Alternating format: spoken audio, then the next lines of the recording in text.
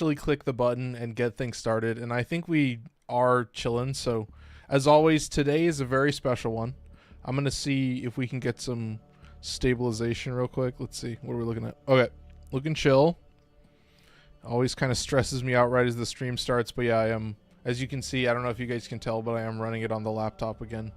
Just because, you know, when you do the testing, you're like, oh goodness, it does seem like, you know, when I'm in a squad, I want to be able to make use of my full power for my CPU or just for my normal PC. So it really did help. I was messing around with some stuff in Archimedia and stuff. So there were a couple things that I worked with. So generally, like the streams will be better for me, which is more just for my own playing sake. And in the end, they'll still basically look the same for you guys. So I don't think you should worry too much. Yeah, it was like I think the capture card that I'm using, it's just like this little USB stick. I think it might have some slight, you know, it might have some slight lag. So if you guys do notice that, I mean, I apologize as always, but we should be set up. This is the same setup for like a guest stream. I'm leaving the tier list up so you guys can just look at it, but generally this is just how I rock. But yeah, we'll get into it. So everything's working, which is thank goodness. So yeah, I guess we start off a tier list. This is definitely the weirdest. Like the melee tier list will always be completely in a different league. Like yeah, like the whole meme on my channel is like these, like most of these weapons I've favorited in the list so that they just go to the top of the list. Like I essentially send them to jail. Like they're so good that I'm like, no, I can't, no, goodbye. And then they just never, like Glaive Prime, obviously Glaive Prime, Xoris, and Falcor are like my 3 most used weapons in the game. And it's just like different phases, you know, it's so funny. So yeah, this list is just kind of silly. Like I think like 90% of these all have influence on them, and the whole point is that they both kind of like nuke single targets and also have influence, and that's it. You just need to have influence and have, I guess, blast on it as well if you want to kind of make it rock. Although I have been using pure electric influence, but you know, we've got some other, you guys can see dual Ichor, so pretty iconic. Like the melee tier list, I do think that like the top 20 melees, that's a fun list, and it really is. Like most of these guys are so strong that I've just like I've locked them away. Yeah, I guess we should start off the list. Glaive Prime, you gotta start off the list good, right, man? I've been trying to farm for some Glaive parts. I have some relics.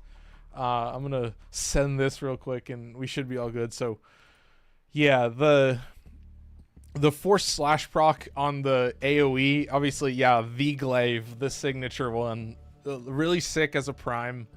But definitely, like in terms of like DPS, just criminal. Shout out Toasty for dropping some likes, appreciate it, over on TikTok. Just criminal. Like Glaive Prime, you know, back when I was a little bit weaker in Archimedia, I would sometimes take a swap for Glaive Prime if it was like certain missions, like if I knew I needed to potentially kill some mechs.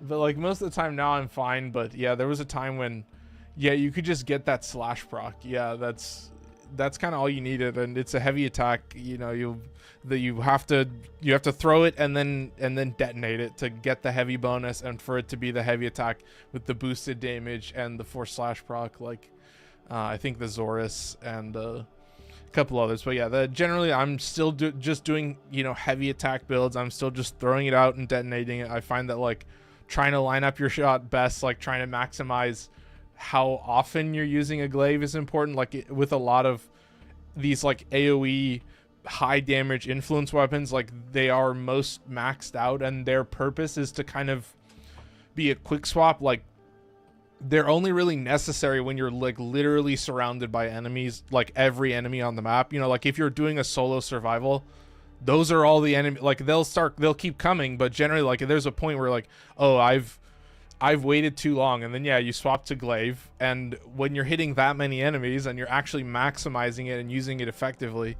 then yeah, you get like an instant influence proc, and then you throw it one more time, and yeah, sure, you don't have the galvanized stacks at all times, but you know, how hard is it to get 4 kills with one of these weapons? But that is one of the biggest downsides, is that, you know, I've got a lot of galvanized stacks to build up to like make these weapons work. But there's a couple, like when we get into like the bonk fluence, you'll see it, but I think a glaive is a great start. Shout out Toasty. Can I do a giveaway in the Discord? Yeah, absolutely. Yeah, but send a message to, I mean, you could put it in like submissions, or I don't really have a special channel for that. You could put it in trading, I guess. Like I mean, somewhere less traffic, I guess, than general, and just be like, hey, I'm doing a giveaway, and yeah, have your own terms. Yeah, I think Harsh has done that at some point, so yeah, I'm not opposed to that. You have your fun. I won't be involved in it. You guys can, if you want to give away stuff, that's awesome. 484 likes on TikTok. Thank you so much, Toasty. I appreciate it. But yeah, moving on to, I already talked about Xoris and Falcor a little bit, but these are like the, you know, like the sun and moon. It's fucking Mora. What is it? Safine and Mora. Yeah, shout out Soulframe. Yeah, the Xoris and the Falcor. Like the Xoris, if you just progress the star chart and get all the way to Saturn, like once you unlock Saturn, you get the Deadlock Protocol, you get the Xoris. I was like, that's probably the easiest way to do it at this point, because most of the like beginning of those star chart areas is pretty, I don't think it's crazy hard. I think with a couple different setups you'd be fine. I was thinking that I probably should do like a video about like what kind of mods you'll want to be looking for as you go through that. But yeah, like the Xoris, just getting it so early, like I have a YouTube short about it that just like people just continuously watch, and they're always like, hell yeah, like I love the Xoris, and I'm like, fuck yes. So like the Xoris is just like perfectly placed, where if you can manage it, it's kind of annoying at the start when you don't have a lot of mods, but you get it going. Like the whole point of the clip was, it was just me getting the Xoris for the first, like having no mods on it, having too low rank, and yeah, I was just still, you know, I took a bunch of clips from that, and that was, it was pretty criminal. So like, and then you also have the Falcor, which like the main thing is like it does more damage overall. Xoris has a bigger AoE, so AoE size also very important for procking influence. But it's like guaranteed electric proc means that you proc influence every single time. Like you proc influence instantly. That's kind of the, you know, it, once again with a glaive, trying to maximize its effectiveness, and you know, I'm not really dumping this at like 2 enemies. You know, I'm kind of waiting for them to bunch up a little bit and really take advantage of that AoE and that super high damage. But yeah, there's technically 2 weapons there, but you get it, chat. You guys get it. Number 3 on the list, Hate Incarnon. Now this is where it starts to get a little weird. Now this one, I know it has some weird stuff where like certain mods don't increase like the bullet damage and things like that. So yeah, it shoots a bullet just like swinging the weapon. Obviously it's still a scythe, so you've got that really nice heavy attack. But yeah, I've got a weird setup, and I've thought about adding one thing, but I kind of have a secret strat going. But yeah, I guess the main thing is like, I don't think you'll see another example that's quite like it. Like just how the bullets work, how easy they are. Ceramic Dagger obviously being at number 4 for a reason, that it also just shoots bullets. It's on the heavy attack instead. Same with Syam, but Syam's a little bit different. But yeah, Hate, like just, you know, it's a scythe, it's Hate, it's fucking sick. It's got some good damage, so I put slash in here because yeah, you'll just have those built-in slash procs with the Tenokai slash proc, so that's pretty juicy. But yeah, I guess I could kind of talk about these in combo. Like, you know, the whole point is that Hate shoots bullets on the like standing attack and the forward blocking, or excuse me, just the forward combo. And then yeah, you can just spam, you can just do a fucking Tenokai build and still have those scythe heavy attacks that are the guaranteed slash proc. So I think because of how the bullets are set up, I have like a strange load up, but we'll take a peek.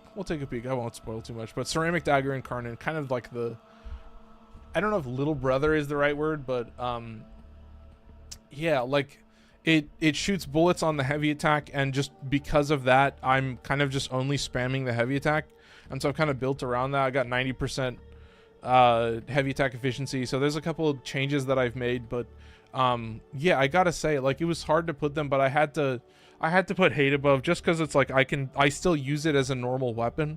It's still like I'm still running around as if it was a normal scythe, but obviously it's got magic wizard powers, so same true with ceramic dagger, but much more of like a straight up ranged weapon. Also, you get like a shit ton of initial combo on ceramic dagger, which is just like on a heavy spammer. I'm like, I see the vibe. So a little bit of a different build, but still kind of the same setup. I mean, I didn't put influence because all of these would have influence. Like, I think all of these except for like a few, but yeah, I guess it's time to talk about the standout in a way. I mean, to call number 5 a standout is weird, but yeah, just like the fire wave on the heavy attack, and yeah, just a bullet, obviously. So down a hallway, if you can line it up properly, it's still a katana, but if you want, you can still do the katana heavy attack. Excuse me, the Nikana heavy attack. You just do a slide heavy attack, and you can still do it. So like on Corufel, if you do a slide, you can still do a normal heavy attack. So if you do want to land like a Tenokai, fucking slash proc, because obviously like, Nikana also has a slash proc on the heavy attack, but it takes a little bit more work, and it's, I don't know, you get it so early that I want to put it higher.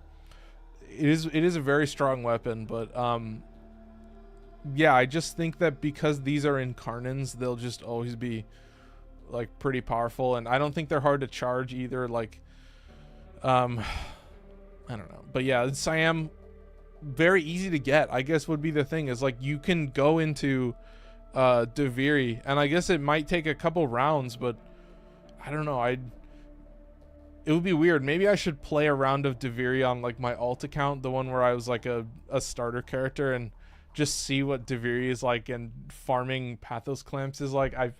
You might be suffering, but I could see somebody getting this pretty easily and doing some massive damage. But number six on the list, Magistar Incarnon. Yeah, just bonk. That's it.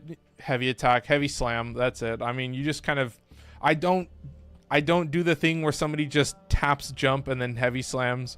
I can't do that. That makes my brain rot a little bit, just a little bit too much. I try to at least jump up a little bit, and you know, I don't know. I think the main value for why this is so high is just because of how much damage it does. And you know, definitely, you know, as a bonk fluence, like similar story with a glaive, like it's only really effectively used when you have a lot of enemies around you, so you can actually like properly get your stuff built up. So you know, in things like Archimedia, you know, I see people run, I'm pretty sure they're running just like a shit ton of damage with arcane or melee Contagion. I forget what it's called, the one that gives you corrosive damage, that just gives you like a shit ton of corrosive damage, so the heavy slam just does a zillion damage. So you know, it has a lot of value for just like dealing a zillion damage. So that's kind of just, I guess I would say that's just like rule number 1 is you know, you're not really talking about any of these weapons on this list if they don't just kind of outperform in every situation. So similar notation, Halikar Wraith. Obviously, you know, it's just a simple glaive, so the blast AoE, it feels weird to say, but, you know, like if I talk about Serata, I don't think I have Serata on this list, but Serata's pretty cool as well. I didn't want to put like 50 million glaives, so I tried to put a couple interesting ones. But yeah, Halikar Wraith can be acquired pretty early. Holy credits. Yeah, dude. I'm low, too. I think I was over 200 at one point, but I kind of burned through credits eventually. Shout out Wild Wolf for dropping by in the YouTube chat. But yeah, number 7 on the list. Yeah, it's just got a very simple build. It's elegant as a influence build, like very easy to use and pretty well optimized. So Yeah, I think the thing I enjoy the most about Halikar is the fact that like you could actually probably also get this pretty early, but once again, it's just a glaive and you have Xoris above it. So you know, I want to put it on here because of course it's got it's I guess it's the odd man out just having blast damage. It feels weird to say that, but it's kind of true. You have like Orvius and Serrata, although Serrata's just like Serrata's kind of crazy in general, so maybe I should have swapped it. But there's Halikar Wraith. Serrata's pretty easy to get as well, so I don't mention it here, but you know, I'm trying to add at least a few different weapons. We got a shit ton of Incarnons, but generally the Incarnons are there for a reason. So here we go, number 8 on the list. Ooh, wow, surprise. Coda Pathocyst. Once again, it's just a Coda weapon, so you get the Valence, you can get some very even stats, and then you get free viral, and then you just that's kind of it. You have to add some extra mods in to change it up, but yeah, you just have free viral. It's, you know, I don't think it's like the craziest thing in the world, but it's mostly just, oh my god, I mean, the Pathocyst just gets buffed in all the ways you need. That's like the main thing, is it's already a very good glaive. And hey, if it's the only, yeah, like oh my god, you know what I mean? A fucking Coda glaive. They're giving me a fucking adversary weapon. They're giving me a valence bonus on a glaive. I'm like, okay, I'll put that one on there. That'll be the last one you see. So yeah, we should keep it moving a little bit quicker. We're slowing down a little bit, but number 9 on the list, Nami solo Incarnon. I just put range. That's it. You get the follow through as well. So yeah, I'm a lot more, I guess aggressive is the right word with machetes. I just kind of spam and then focus on just spamming heavy attacks, and that's it. And you know, with the max range and the follow through and of course the influence and the, you know, a machete has a single slash proc on the heavy attack, so it's, you know, you're not getting a lot of DPS out of that from there, but it's mostly just a wide circle, very powerful wide circle. Shout out bruh for dropping a bunch of likes, appreciate it. 700 likes, holy shit, that's a lot of likes. Oh my god. Number 10 on the list, Okina Incarnon. Yeah, I put bullets with an exclamation point or with a little asterisk because it's like, I don't know, they come on kills and then they spread out, so it's like not as necessarily as powerful as these guys, but it still has some effectiveness. It procs cold. I could mention that as well. It procs cold, but it's also a dual daggers, so it's got the double slash proc. Appreciate the 1.2 thousand likes on TikTok. Thank you guys. Yeah, so the double slash proc on the heavy attack is basically all you need. I know that Spinning Needle and Gnashing Pyara both have a slash proc on the standing attack. Gnashing Pyara, yeah, the generally it's like more about the quickness of the combo at that point. So I prefer Spinning Needle. I think Spinning Needle's the better choice for me at least. But number 11 on the list, dual Ichor. Yeah, I put Toxin AoE. It doesn't effectively describe this. It's weird to put it at number 11. I don't know if I'll get comments about this, but yeah, you know, we've got some crazy ones at the top, but just the shit you can do. I mean, obviously, like it's mostly just giving you a lot of extra crazy elemental bonuses. Like I was always, you know, with the few times that I took this out, I was always just blown away, and the build is just effortless, and it's the same setup that I have on other builds. It just comes together so simply, and obviously it's a grind. It's an Incarnon, but yeah, we have a lot of standout Incarnons in the melee department that really just shine. I have Anku a little bit lower, and we'll talk about that why in a little bit. Anyway, yeah, I don't know. Like the dual Ichor is definitely one of these ones where it's like, yeah, granted, it's the number 11 strongest weapon on the list, but I mean, it's like, this is what this list is. It's like to put together a list and be like, oh my god, to put it in rank order. But by all means, like, this is the number 11 out of, there's like more than 100, I think. There's so many melee weapons in this game. So yeah, like that's why I'm just doing the top 20 melee weapons, because these are like the standouts. I'm trying to show off a couple different examples. There's a shit ton of our Incarnons, but that's kind of for a reason, that like these guys stand out and they're insanely strong. And you know, the things I talk about may show up on weapons that are, you know, in A tier and below, but generally, like, I could maybe put together an A tier list, but yeah, maybe that comes in the future. But currently this is just the list for a reason. It's kind of, it's its own beast. Like, to compare the melee list to the rifles and the pistols is like completely different. So yeah, Dual Ichor, perfect example of that, where like these guys, pick any of these and you're probably chilling, you know, for most, maybe not most, but definitely a lot. And I think they're just goofy enough that you'll understand. But yeah, Tenet Livia, great example. You know, obviously like a Tenet weapon, so you've got the valence. But yeah, God, I spent a lot of time waiting for some Tenet Livias, but yeah, it is a two-handed Nikana, so it has that really, really broken heavy attack. It's got that like wide circle, just so, and then the follow-up is like a double slash. So yeah, and I mostly just spam the forward combo because it's the only one with like a decent amount of attack speed. But yeah, you just have like a already insanely strong weapon class, mostly just because of the heavy attack. So like my normal two-handed Ikana build is kind of just a heavy spam build, but now you can add like a perfected melee influence build, just like the perfect amount of stats that you want. And then to come with that, I had to put Grigori below it, but Grigori is, yeah, it's a scythe, obviously, and you know, has the valence and grants you the power that you need. And I mean it, like you do like the slide heavy attack and it launches out the glaive, and with any amount of combo duration, I mean, obviously it's just a scythe, so you know how this stuff works.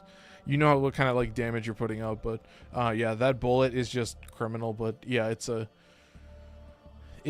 mostly like a build. It's like a perfect build. Like you can put together something a little bit crazy. I think I have a couple Rivens for these that like maybe I wouldn't say like necessary in quotes, but they may be like pretty essential to how the build is created. But number 14 on the list, Redeemer Prime. Yeah, I just put Gunblade, but doesn't really articulate it. Obviously it's a Gunblade where the bullet is all blast damage, so that's like all you need to know. And then it has multi-shot, and each pellet counts towards what is it, Discipline's Merit. So like 2 shots instead of 4 shots can do it, or even like 1 shot can give you a Tenokai, so you can actually like keep your combo active forever, and it's pretty easy to like get your combo up. So pretty satisfying in terms of like you kind of just want to lock in for the entire game. Obviously it's a Gunblade, so it's just so gamer. Like you're talking like Warframe just being like a ADHD ass fucking looter shooter. Like this has the vibes. Like you're like, what are, oh my god. So yeah, number 14 on the list, as always. Just a crazy list. But here we go, number 15 on the list. Now this is I just put free electric. Oh my god. Yeah, it's got guaranteed electric proc. I could put electric AoE because that's technically how it works. But yeah, when you hit an enemy with the heavy attack, it's like guaranteed electric proc, so it functions the exact same as the Xoris in the sense like you proc influence instantly, and then it's also just a heavy slam, so the only element that it has is blast. So you have guaranteed electric procs and like only blast damage, and that's it. And and then so that means that the build can literally just be all damage. Like that's it. Just that's all you need.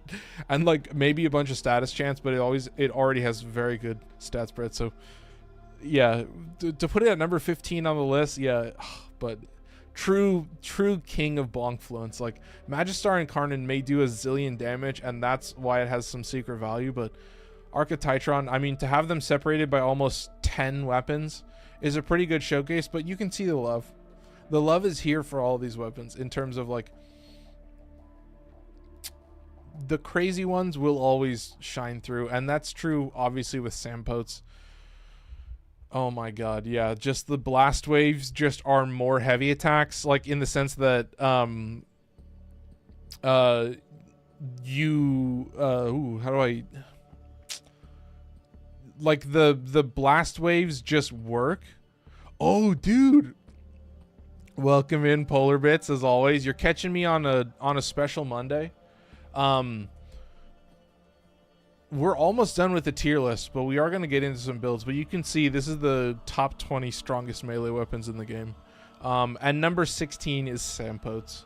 Yeah, the AoEs, like, it creates these waves of blast damage that are just, they're just more heavy attack. They just deal the same stat. They just function the same. So in terms of like proccing influence, it is like instantaneous. It is insanely brainless. I wouldn't really call that a rhyme, but I don't know, man. Number 17 on the list is completely different, but yeah, boy, do I love Bongfluence. And yeah, it shows up way more often in the rest of the weapons in the game. So, number 17, Anku Incarnon. Yeah, I put Mass Slash. I didn't really know exactly how to describe it. You do a slide attack. Where's the Broken War? Oh, Broken War. Oh my god. Broken War it has a good place. It is a very high stat weapon, but unfortunately Broken War may find itself in the tier below this, but sorry, I can't indulge that.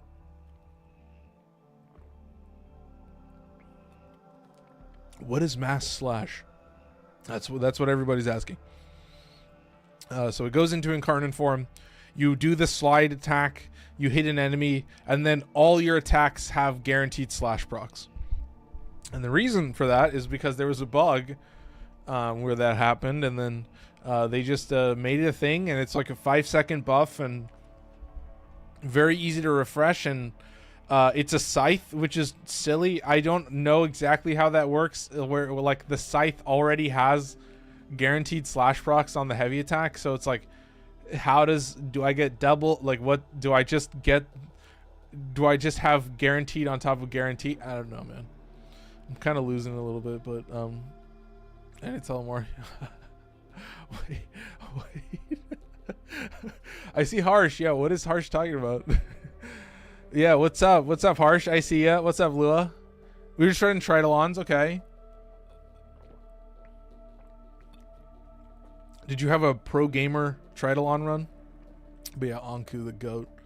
Okay, number 18 on the list. This is maybe controversial as well. I put Exodia, Contagion, Zaws at the bottom of the list. I wanted to put them on there, but yeah, unfortunately they have a place.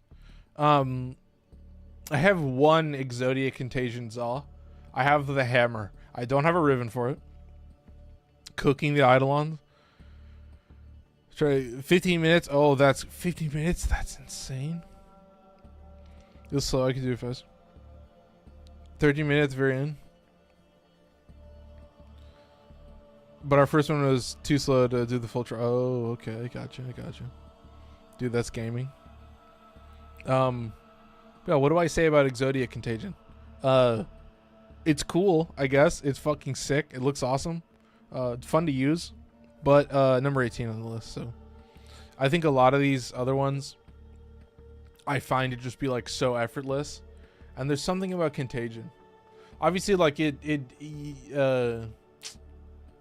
don't know, like I saw the gas, he was like getting to damage cap.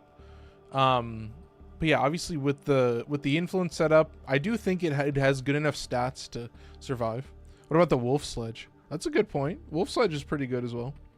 I don't know if I would necessarily put it up here, but no, I think you could play pretty well with the yeah, no harmony either. Yeah. I mean, yeah, if you're looking to one-shot shit, then I'll do a completely different tier list. I'll do the single target tier list. Yeah, harmony crazy powerful, but yeah, I hope you notice a trend with the tier list. I hope you notice a theme. Yeah, looking damn clean. Shout out Chris. Yeah, Chris, you always catch me on a Monday and a Tuesday when like my haircut is like actually good. Yeah, that's my thing. That's what I tell everybody. Yeah, make a tier list. It'll tell you a lot about yourself. Yeah, just put the top 20 strongest melee weapons in the comments. Right, guys? Number 19 on the list, Quassus Prime. Yeah, just like you throw the fan of daggers, and they all have slash procs. And then also for some reason I can just use it as a bonk fluence. You'll have to see it to believe it, but it's the weirdest shit ever. Shout out Birdie for following. Appreciate that. Do I have the audio turned on? Oh, I think I have the audio set incorrectly. Let me see if I can fix this. All right. Oh no, that's set correctly. Okay.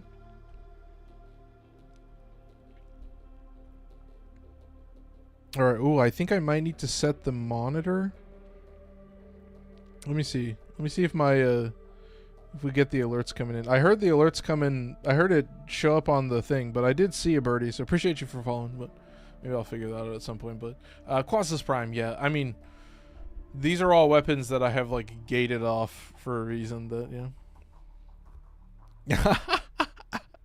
Shout out Chris. I'll just let that one be.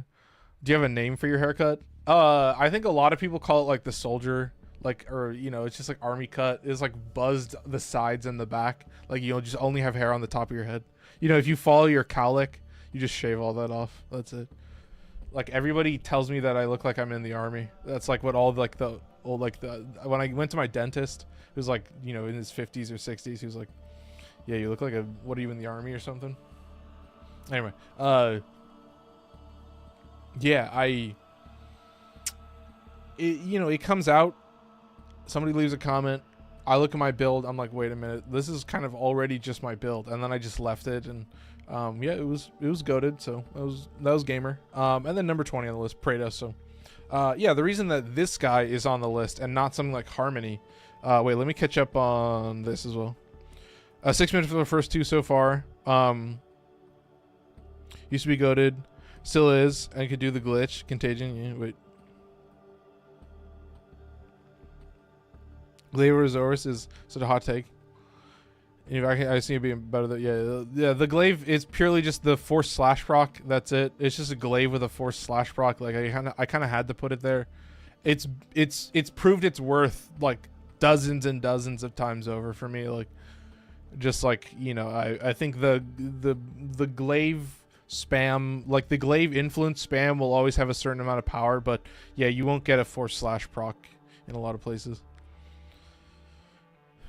You'd have to do 2 tier lists, one for status capped and one for Demolist. Yeah. One for Demolist? Bro, you gotta be kidding me. Don't make me laugh. Yeah, I have no reason to play Disruption to the point where it matters. Let me grab that handlebar. Oh, I'm dead. But yeah, no. I was thinking about doing a tier list of, what is it? Dedicants, Babaus, Necromex, kind of Thrax as well. I guess those are the enemies that I actually face. But if they ever put a, like, I don't know, there's, you know, they were talking about adding Omnias to like Hulvania, or adding like a Necromech disruption type Omnia. That would be pretty sick. Yeah, you just run toxin damage to kill Corpus. Yeah, like Corpus is a joke. Like, yeah, Corpus is like trash generally. Like the corrupted enemies that are corrupted Corpus are just like trash mobs. Like if you're pretty weak at the game, you can run around and kill those guys and like revive yourself. We're talking about melee. Oh, a single target for Archon Necromech Acolytes is so much different than, yeah, exactly. But yeah, dude, the Archon, the fact that the Archon hunt is like a thing I do once a week, I just fucking go, I just spam Boltor and Incarnon straight to the face with a Wisp and just a shit ton of damage buffs, and that's kind of all I do. And like the Archon is kind of a joke. Like I do it solo now, so I just don't have to deal with people dying. But the list is done. Like the reason that I put Praedos is on there is because you have like this insanely huge range, and it's still just a Tonfa, so it's got you know, lots of slash proc. So that's kind of it. Since afflictions can easily make Demolist disintegrating.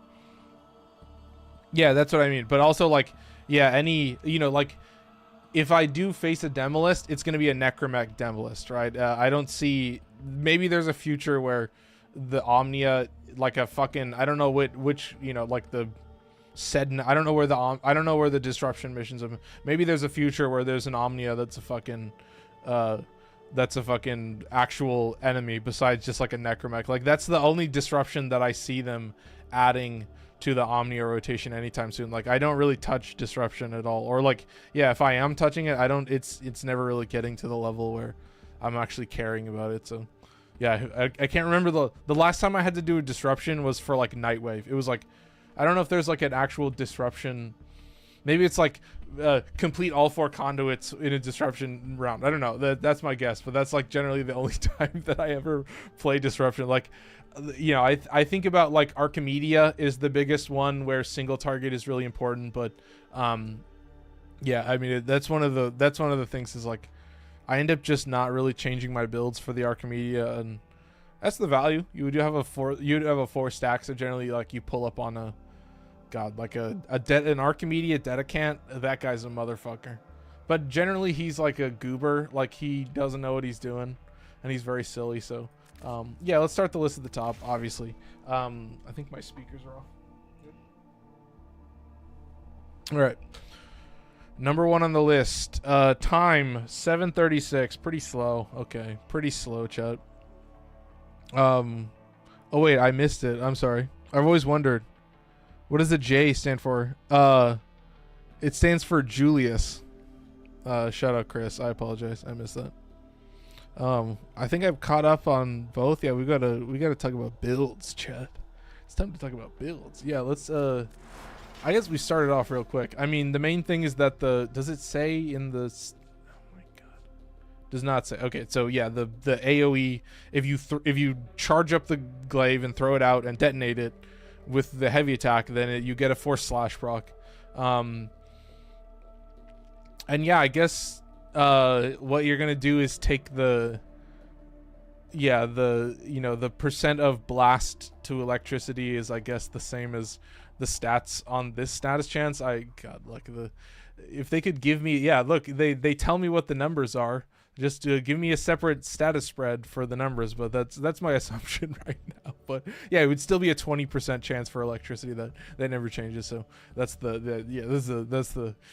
that's the struggle there. But yeah, that's what I'm talking about. Like with the glaive, you know, I do have galvanized elementalist in here. I do have weeping wounds as well with galvanized reflex. So I'm getting a decent status chance buff. But you know, in the end, the status chance buff is also increasing the chance for blast, which is kind of the whole point. Yeah, king shit, appreciate it. But yeah, it's just it's a neat little way to, I guess it's you could favor electricity a little bit more, but I think especially in this situation when you have a glaive and you can just deal so much damage, you're like, you might as well just like buff the status a shit ton, and that's kind of it. So yeah, this is like almost a bonkfluence build. Like it's obviously not the slam mods or whatever, but it's so funny just like how like all, it's like, what does they call it? It's like everything becomes crab. What is that called? I have a guess, but like the builds, all of my builds, you'll see it. Like if you watch all my tier lists, you can do that. Like have a fun time. Go watch and you'll be like, wow, all the builds do kind of homogenize at a certain, like certain traits show up over and over again. Like it's like the builds kind of evolve together. There's like convergent evolution. So Xoris, number 2 on the list. Yeah, another glaive. Obviously the guaranteed electric proc on the explosion is kind of it. So once again, throwing it out, detonating it. Very similar build, although I don't have weeping wounds, but yeah, I mean, you just have enough power. Like that's what I mean in terms of like, I think a lot of these weapons are only really effectively used at, you know, max pressure, I guess is the word that I would use to describe it, which is like, you know, I'm in a solo. That's the only really time that I can maximize most of these weapons, is like I'm in a solo and I've got literally every enemy on the map just standing on top of me and shooting me, so I can whip it out real quick. Apologies for the phrasing. But yeah, forced electric proc on the AoE You just throw it out, detonate it, try not to stagger yourself. You're going to end up staggering yourself unless you have prime sure-footed, but I digress. Who doesn't love... I don't know. You're going to see this. You're going to see this build repeated over and over for a reason. I have the Riven over here. I just replaced it with Elementalist, so... yeah, I mean, you can see the kind of normalized stats, but I mean, obviously, like the heavy attack, you're getting the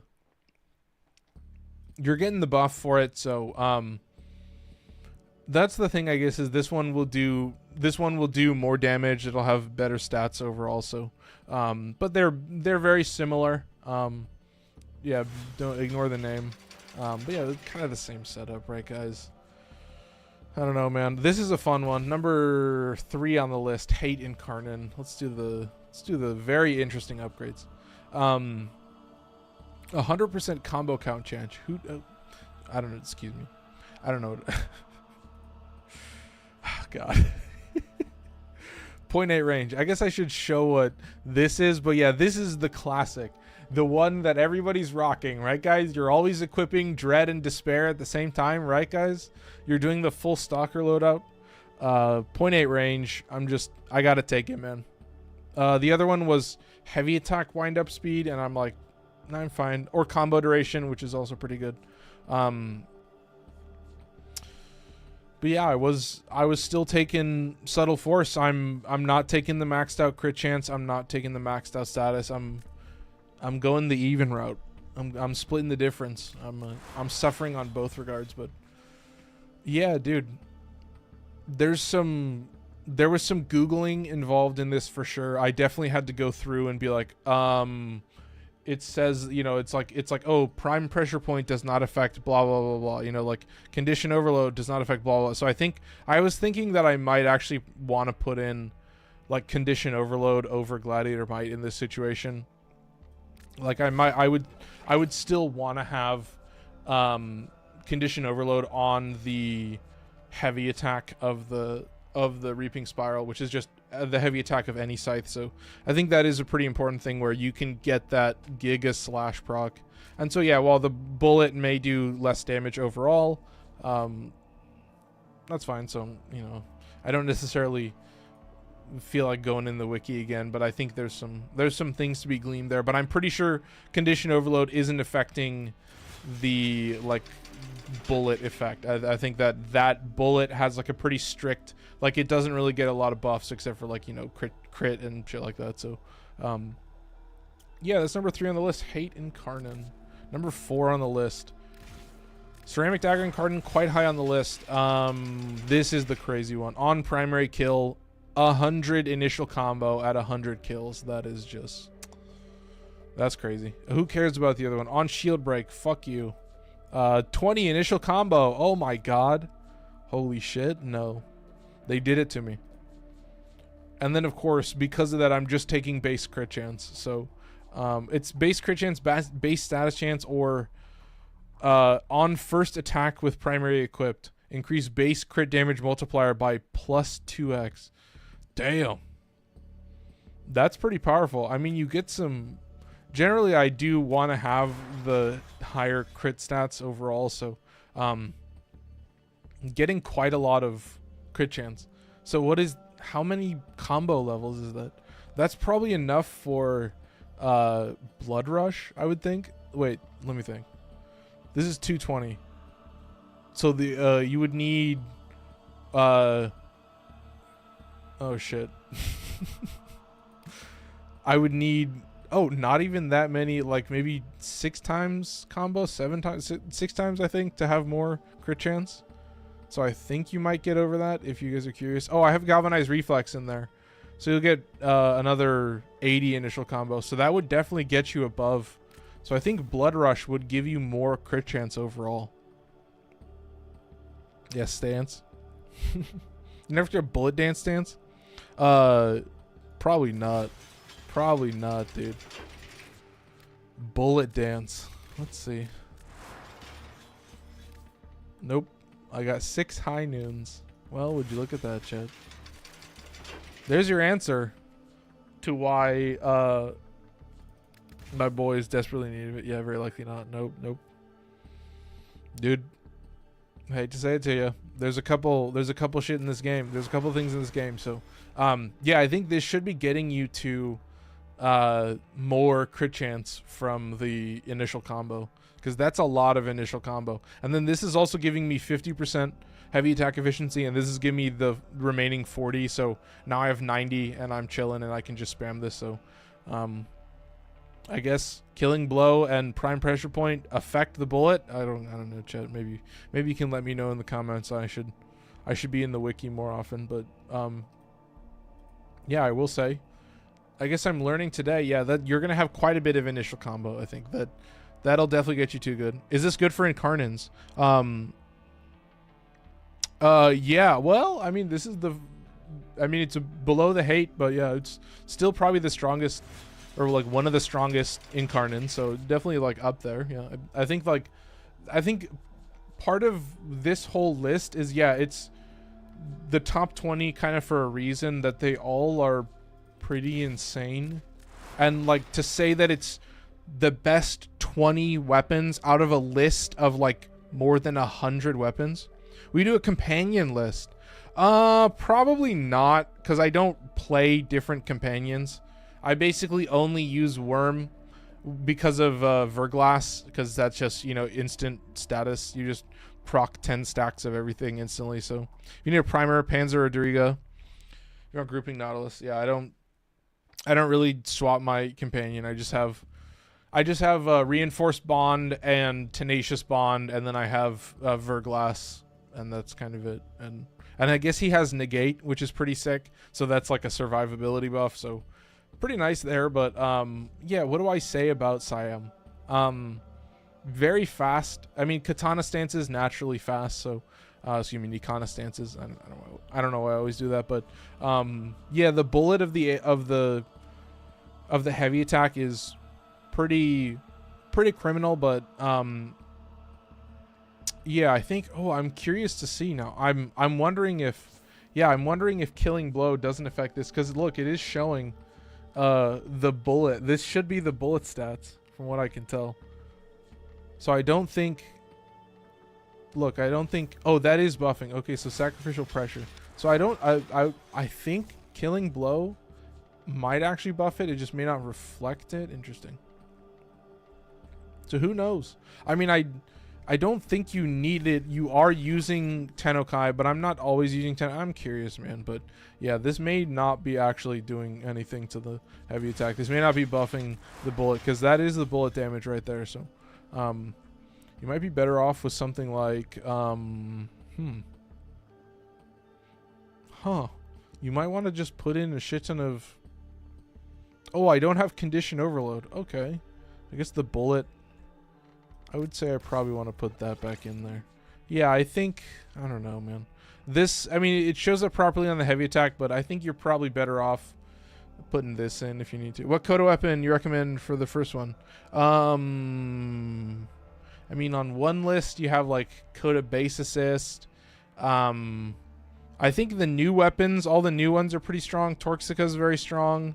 I think God, I don't know what else, but yeah, I feel like I would want to put in, because like the bullet just does a zillion damage regardless, so I would want to retain some condition overload. And you know, while it may not buff the bullet, like this is a similar situation where in the end this is still kind of a melee weapon, and you don't have to be next to everybody, but if you are next to somebody and you want to land a kind of criminal slash proc or something like that, then you are going to be more capable of doing that with condition overload. So you know, it's got some stats. I do have double sacrificial to get that base crit chance, just so I can do nothing but spam the heavy attack. But I think the actual heavy attack itself is pretty quick, you know what I mean? Like I don't think it takes too long.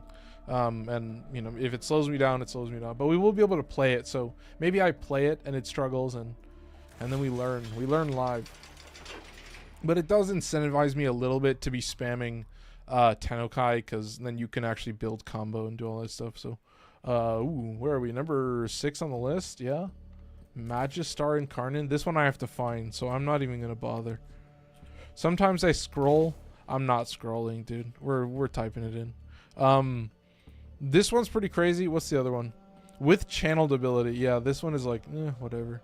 I don't know if the follow through affects the AoE of the heavy slam, but yeah, the attack speed. So your attack speed will affect how long you're going to be in the animation after you land. You can roll out of it. There's like a weird timing that you have to like line up with rolling out of it. So, heavy slam radius. That's it, chat. What do you got? Range and heavy wind-up speed. Yeah, wind-up speed is meaningless, but yeah, slam radius is nuts. That's downright evil. That's criminal. I don't know how I feel about it, but yeah, the other choice, you just kind of have to take it. Crit chance, crit damage. Obviously, this weapon has some decent stats right at the beginning, but here we go, chat. It's the first Bonkfluence. The very first. Not like first I ever made, but the first one on the list. So we're using Seismic Wave instead of Prime Pressure Point. If you have a space for both, then having both is way better than having just Seismic Wave. And then just Seismic Wave is better than Prime Pressure Point. So once again, just repeat that, but just the way that the slam damage is calculated and stuff.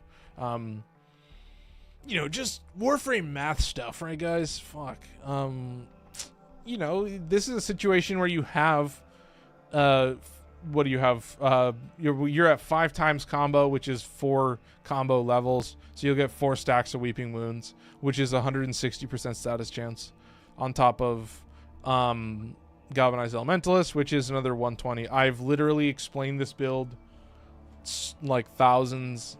No, not thousands, like dozens and dozens of times, because it's just so, it's a little too effortless. I tend to, well, there's like specific weapon classes that I just dump it on. Also, I think you have to do a standing heavy attack to actually do this effect. So, you know, maybe unfortunate, but you know, I remember bringing this weapon to like a single random Tridolon that I had to do for like a Nightwave, and I found it, I couldn't even tell if I was doing anything, but dude, yeah, I guess it's a cool effect, but I don't care about this. If it works off the heavy slam, that's pretty fucking cool, but whatever, man. Adding Year's Hatred and Anguish is using the Magistar. Oh, true for the slam damage. Yup.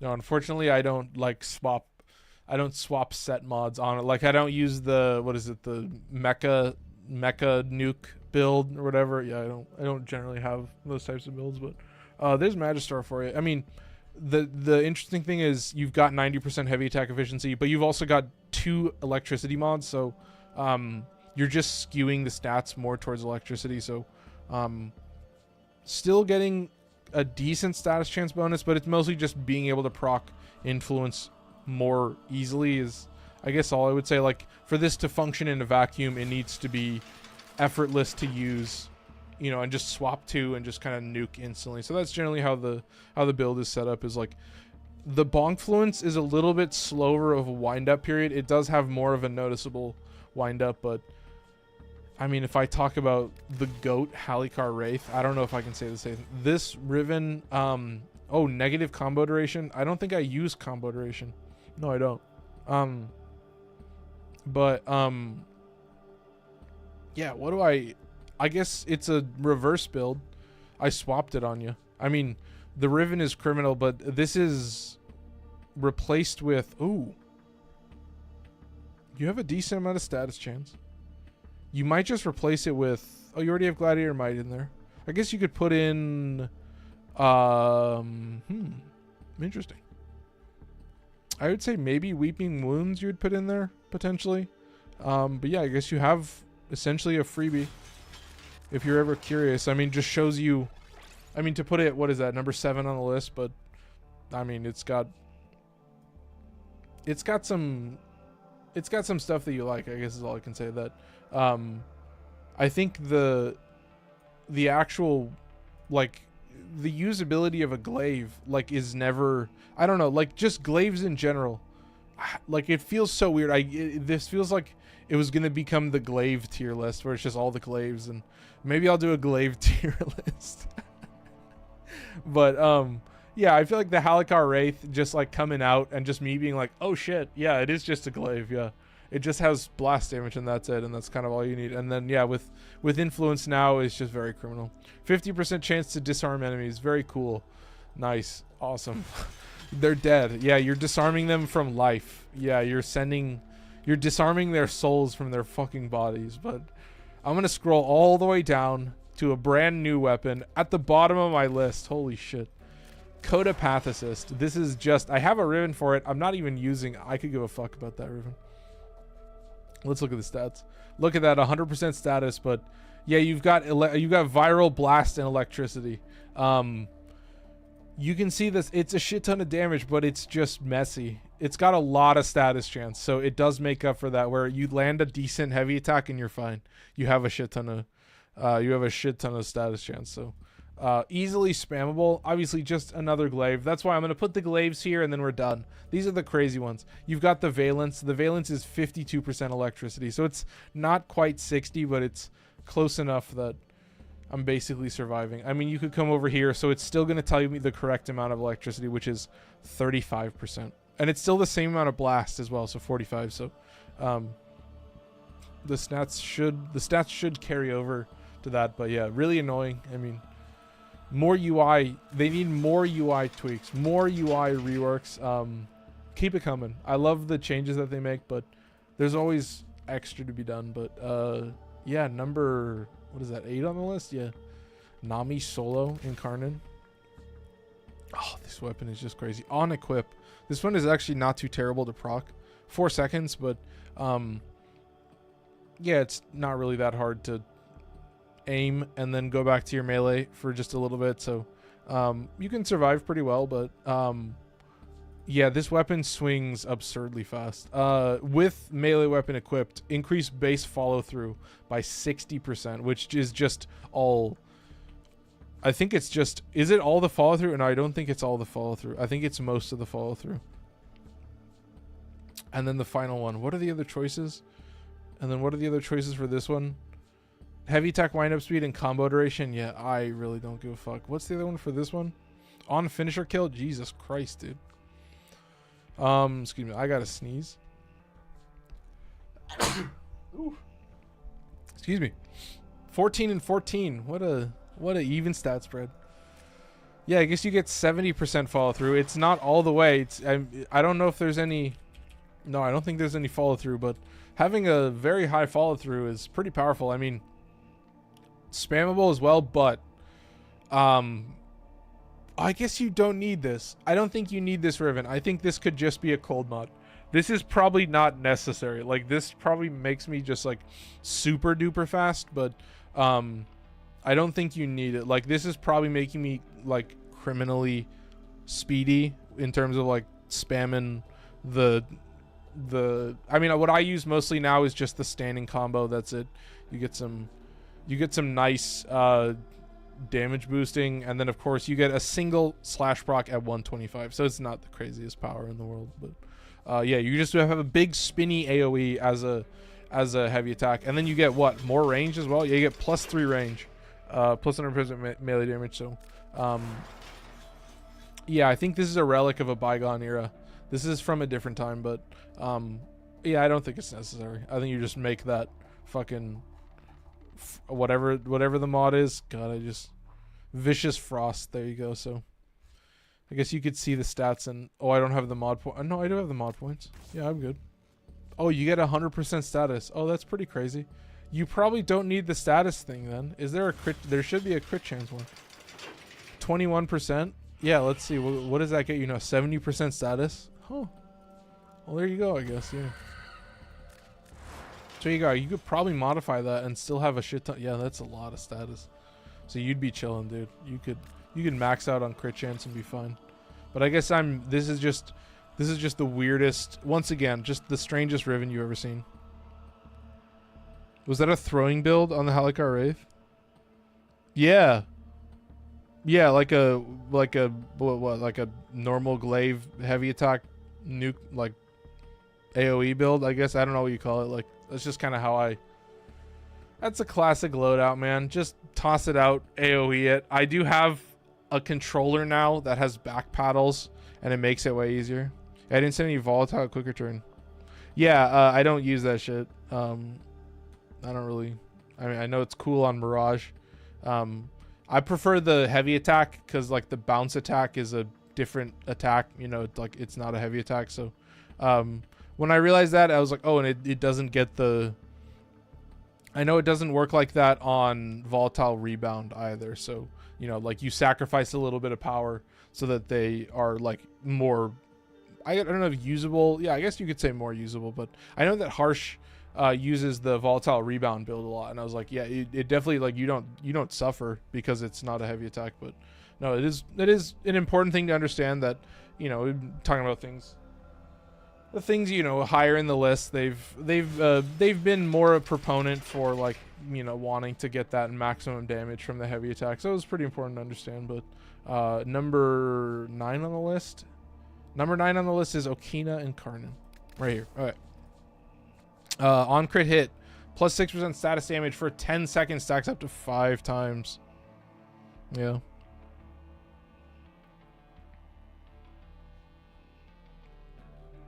Throwing builds are just reflex builds. Throwing heavy builds, yeah.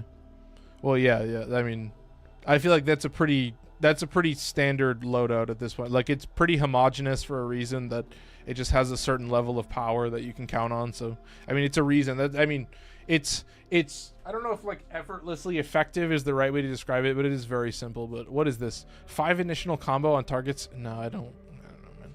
Status damage is just, it's the bread and butter, man. It's crazy. +1 range. I mean, it's a dual dagger, so it only gets up to 2.7, but still. Combo timer pauses. That's pretty cool. And movement speed if you want to do a crazy tech, but yeah, status chance, status duration is pretty cool as well. And then you have crit chance, status chance, but maybe a decent amount of status. Very fast weapons as well, so good to keep in mind. You show the ceramic dagger build real quick. Yeah, give me 1 second. Spinning needle. Talk about the combos. Savage Tiger double slash proc at 250. Also the knockdown if you want to do afflictions, but once again, just spamming influence, spreading. It does like a cold effect. How does that work? Kills generate spectral daggers that target enemies, applying max cold status stacks. That's pretty cool. And yeah, you'll be killing quite often, so you get lots of little daggers. But the truly powerful builds lie in the ones that max combo really fast. Yeah, that's true. I think that's cool. No, I'm a very big proponent of. I don't use my melees a lot because they're most effectively used when you're in a bad spot, and then they get you out of the bad spot very quickly. That was a definite theme with a lot of the weapons in this list, is that they're kind of swapped to and then swapped off of as the stress level requires. But yeah, just a swinging influence build, you know what I mean? Just normal ass. I have this build on like so many weapons, and that's my whole thing, is like, I just, you know, you show up and you're like, okay, I get it. You have certain mods there for a reason. It's a lot of it is just base power, so that you can just always be functioning at a specific level, and while you may get higher stats potentially with other ways, but yeah, definitely powerful. Hildren Prime build, yeah, let's see. Ceramic Dagger build, yeah, we can show that off. Let's burn to the top. Ceramic Dagger, 100 initial combo. Look how easy that is. Plus 20 initial combo, and then of course plus 30% base crit chance. I do like the crit damage multiplier as well, and then I did put in Blood Rush. I did make that swap, so this is reflex as well. Galvanized reflex, focus energy for the influence, to become the influencer. But yeah, we've got pretty decent stat spread towards electricity. Oh, I guess we have one mod towards electricity, but you shoot a lot of bullets, chat. You shoot quite a few, so pretty speedy, I guess is the word that I would use. Like, you're just dumping the alt fire as fast as possible. And then what was it, a Hildren build? Yeah, I can show that off here. Give me 1 sec. Let's do Hildren. What do you say about Hildren? No Helminth. Number 1, no Helminth. Double shield capacity, little bit of health, although I don't think it's the most necessary. And then double ability strength. I was thinking about reducing this or removing this, but I need to get rid of blues, so I put in a bunch of blues. I have more blues than I could ever possibly imagine, but yeah, what is the build? I mostly just keep Haven active. I spam Blazing Pillage, and then if I need to for a split second, I'll activate Aegis Gale, which gives you your 4th ability, this alternate version of your Balefire, which does like a zillion damage. You do like the alt fire, and it just kind of nukes, and it's crazy and goofy and silly. And yeah, let's show that off real quick. So this is just secondary Enervate with the fucking AoE damage. Yeah, that's just a criminal amount of damage. Like, I'm skewing it. Oh, I guess I'm skewing it pretty heavily towards blast. I'm actually not getting a lot of electricity procs, but yeah, those blast procs will put in a lot of instantaneous work, so it's a lot of AoE power. So real quick, Hildren build. I guess I'll stay on Hildren, why not? We were talking about dual Ichor Incarnon, another easy one. Okay, perfect. On striking target with final move of neutral combo, 30% attack speed for 33 seconds.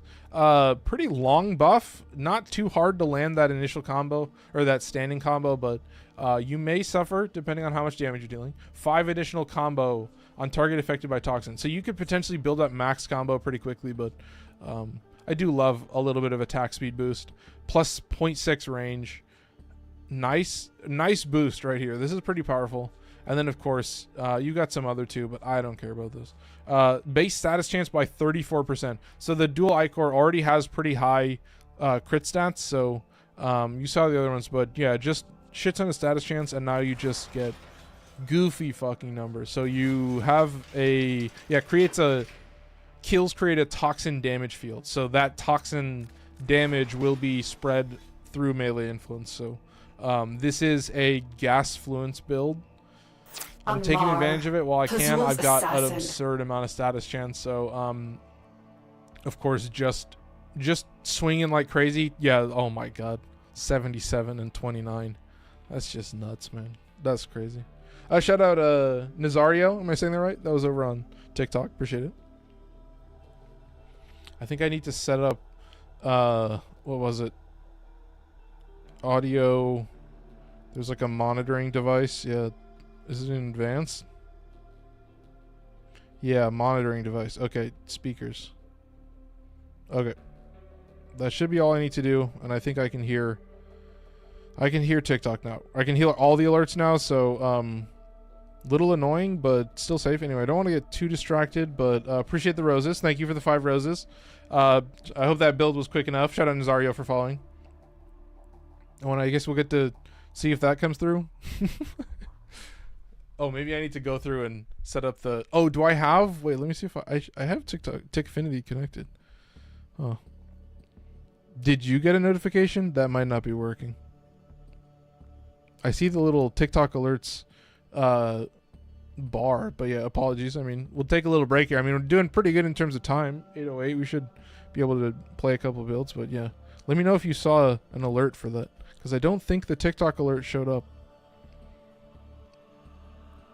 Is Bill Loki working? Yep. Appreciate the roses. Thank you, Nazario. Yeah, it's just like oof. Yeah, like I felt like if you're there you go, that did work. Okay, perfect. 10 roses. Thank you so much. Yeah, we are about halfway through. Dual Ichor, yeah, was number 11, it looks like. So number 12, Tenet, Livia. And yeah, I think that's kind of what this list is for, is that these weapons are criminal. This is a unicorn, so this just turns into a heat mod. You're getting more status chance, so you will you'll get some better stat spreads. Appreciate 5 more roses. Thank you so much. And yeah, the power of this is 56% electricity valence, so skewing the stats more heavily towards electricity, which simply just increases the chance to proc 10 or to proc influence. You know, on a weapon like this, like It's a little bit slower than other weapons. Obviously, like the Wise Razor stance is a little bit chunky in certain regards. I'm broke now. Oh my god. Well, thank you. I appreciate the love. Could you possibly show me your temple build? Yep, yeah, definitely. But yeah, Tenet, Livia, very easy to talk about. Very simple. It's nice to get some crit damage, right? Status duration is whatever. So this Riven is just me having a little bit of fun. You know, I was thinking about making it a little bit better and potentially getting some better stats, but I do like having the Valence because it does give you a better stats spread. We're talking about Temple. Yeah, let's do Temple real quick. Real quick, simple Temple build. Shield capacity so that I hit 550, so that I have over 100 shield regen per second. Casting speed. This one is pretty much mandatory. Mostly for the 2. And then also effectiveness on energy orb. So, classic Archon setup. This is double shield regen and adaptation. Archon Vitality for the heat procs on Lizzie. And obviously your Ripper's Wail just gives you a zillion heat damage if you can keep it going forever. So, very criminal. I do have Breach Surge in here. I've thought about swapping it with a couple different things. Braden Prime's still good. And do you have a build? Yep, Braden Prime's goated. Does a lot of damage. But yeah, it's got Aegis as well, so it's got quite a bit of survivability to just keep you at a good margin. And then also Arcane Avenger. I thought about, I'm gonna eventually put in Hot Shot, but I just don't have that yet. You know, you don't. Although, ooh, I remember Hot Shot only triggers off of Lizzie. Anyway, I'll figure out something, but yeah, the main thing is this gives you additive crit chance, and Avenger gives you additive crit chance. So you basically get 100% additive crit chance, so it just increases your crit level by 1. So you just add, like if you have a red crit, then it just gives you an exclamation point. So that was pretty goated, but yeah, pretty simple build. And then Lizzie, of course. So this is pure blast, but this is from Prime Cryo Round. So I'm trying to skew the stat spread as much as possible and just have a lot of damage on this. So when I eventually add fire that doesn't combine with anything, then we already have a good amount of blast in there. At least that's how it should work. It'll be added like the fire damage will be added like a mod on top. So eventually your fire damage percentage will already be way higher than blast, so you won't really proc a lot of blast, but you know, it's a very powerful on a beam weapon. That's kind of it. It's just primary crux to have a lot of status chance, and then you're constantly proccing 10 stacks of blast. You're actually pretty effective. And Sinister Reach is basically mandatory. I don't know if there's like a better version of this, but I'm pretty sure it's just Sinister Reach. Sorry, let me hang on that one more time. Plus 12. So otherwise it would be fucking 10 meters, which is just atrocious. It's awful. But yeah, there you go. That's it. Real quick, what are we doing? I'll leave it on Temple as always. Number 13, Tenet Grigori. We're burning through it. 8:13. We should have a decent amount of time to cover some weapons. This one is mandatory. Well, maybe not mandatory, but the build would be slower. Oh, this is an attack speed of 2. Oh, you could probably get 1.68. Oh, that's pretty slow. I like the Reaping Spiral stance is a little bit slow. So I like to keep it like fast as fuck. And I'm using only base attack speed here. But yeah, it's a lot of blast damage. So you can see in the stat spread that it's still only 16 and 33 with a 60% status chance. So still a pretty crazy ratio where this mod is literally free blast. This is, yeah, heat and cold. It's a criminal Riven. It's like an evil Riven. Oh, Braden Prime. Yeah, I'll show that off as well. Yeah, give me 1 second. But there's Tenet Grigori. I'll try to, sparse the builds in with each other, but real quick, Braden Prime. Where is that guy? He's at the top. Definitely at the top. Where the hell are you? There he is. All right, excuse me. With channel ability, this one is useless. It's really just so I don't use this one. Munitions Grit like reduces the amount of bullets you get in the Incarnon to like nothing. You have a dual Coda Torxica? Yup. Well, give me a sec. Let me finish this one. Accuracy recoil, the alt fire, or the Incarnon is pretty inaccurate, so I do have that in there. You could potentially swap that. These other two are interesting, but on punch through hit, whatever. I don't care. But Amar, Crit chance, crit damage, yeah, on an AoE, just kind of maxing that out. That's it. These other two are weird as fuck. Shout out Martin for sending a hot dog, appreciate it. The Riven is crit chance heat. So I guess this just becomes, oh, I don't think you'd do that. I think you'd actually put in whatchamacall, you put in hammer shot. What do I have in here? Thermite rounds. Let me see. You might actually be better, although I think that might still be what I use, because obviously heat damage still buffs the actual heat proc itself. So yeah, I guess there's the swap. I have Crux in here, so with a total mag of 200, not hard to land a couple headshots. But yeah, that's a criminal, that's a little bit of a criminal Riven, but hope that was quick enough. And then what was it? Dual Coda Toxica? Yeah, here we go. I do also have a video up on my TikTok and on my YouTube if you guys are interested. 60% cold, look at that. Goated. Actually does a shit ton of damage now, and then you've got primed heated charge. So when you look at the stat spread, it is 31, 9.3. I really, yeah, I just need a single magnetic, a single puncture, and a single slash, and then I'm chilling. I'm gonna use the other because I don't got that. Yeah, no, that's what I mean. That's, yeah, the other build. Obviously, the Riven is just to goat or to gloat, but yeah, the other build, yeah, I'm skewing the stat spread a little bit, so appreciate it, Martin. And then this is secondary encumber, so this is proccing every status effect in the game pretty easily. You know, if my companion's alive, I'm shooting 12 bullets a second.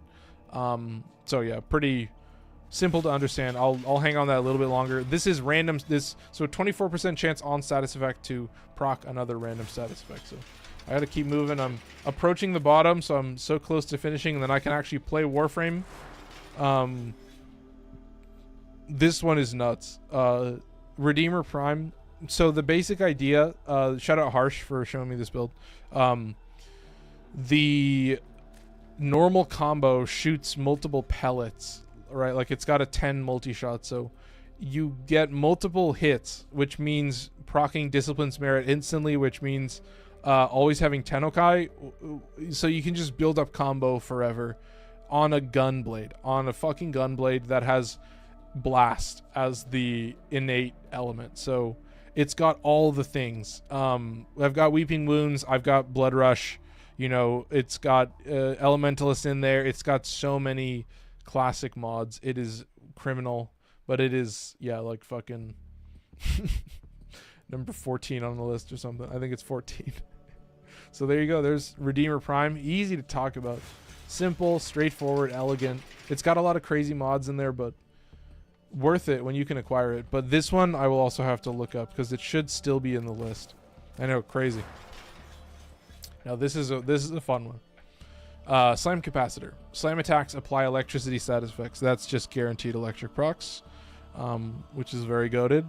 And because of that, and because of the fact that heavy slams are all blast damage, it means that I don't require any elements, and I get blast fluence for free. It's just guaranteed blast fluence at all times. And so it's just damage mods. The Weeping Wounds status chance is going to give you more blast procs.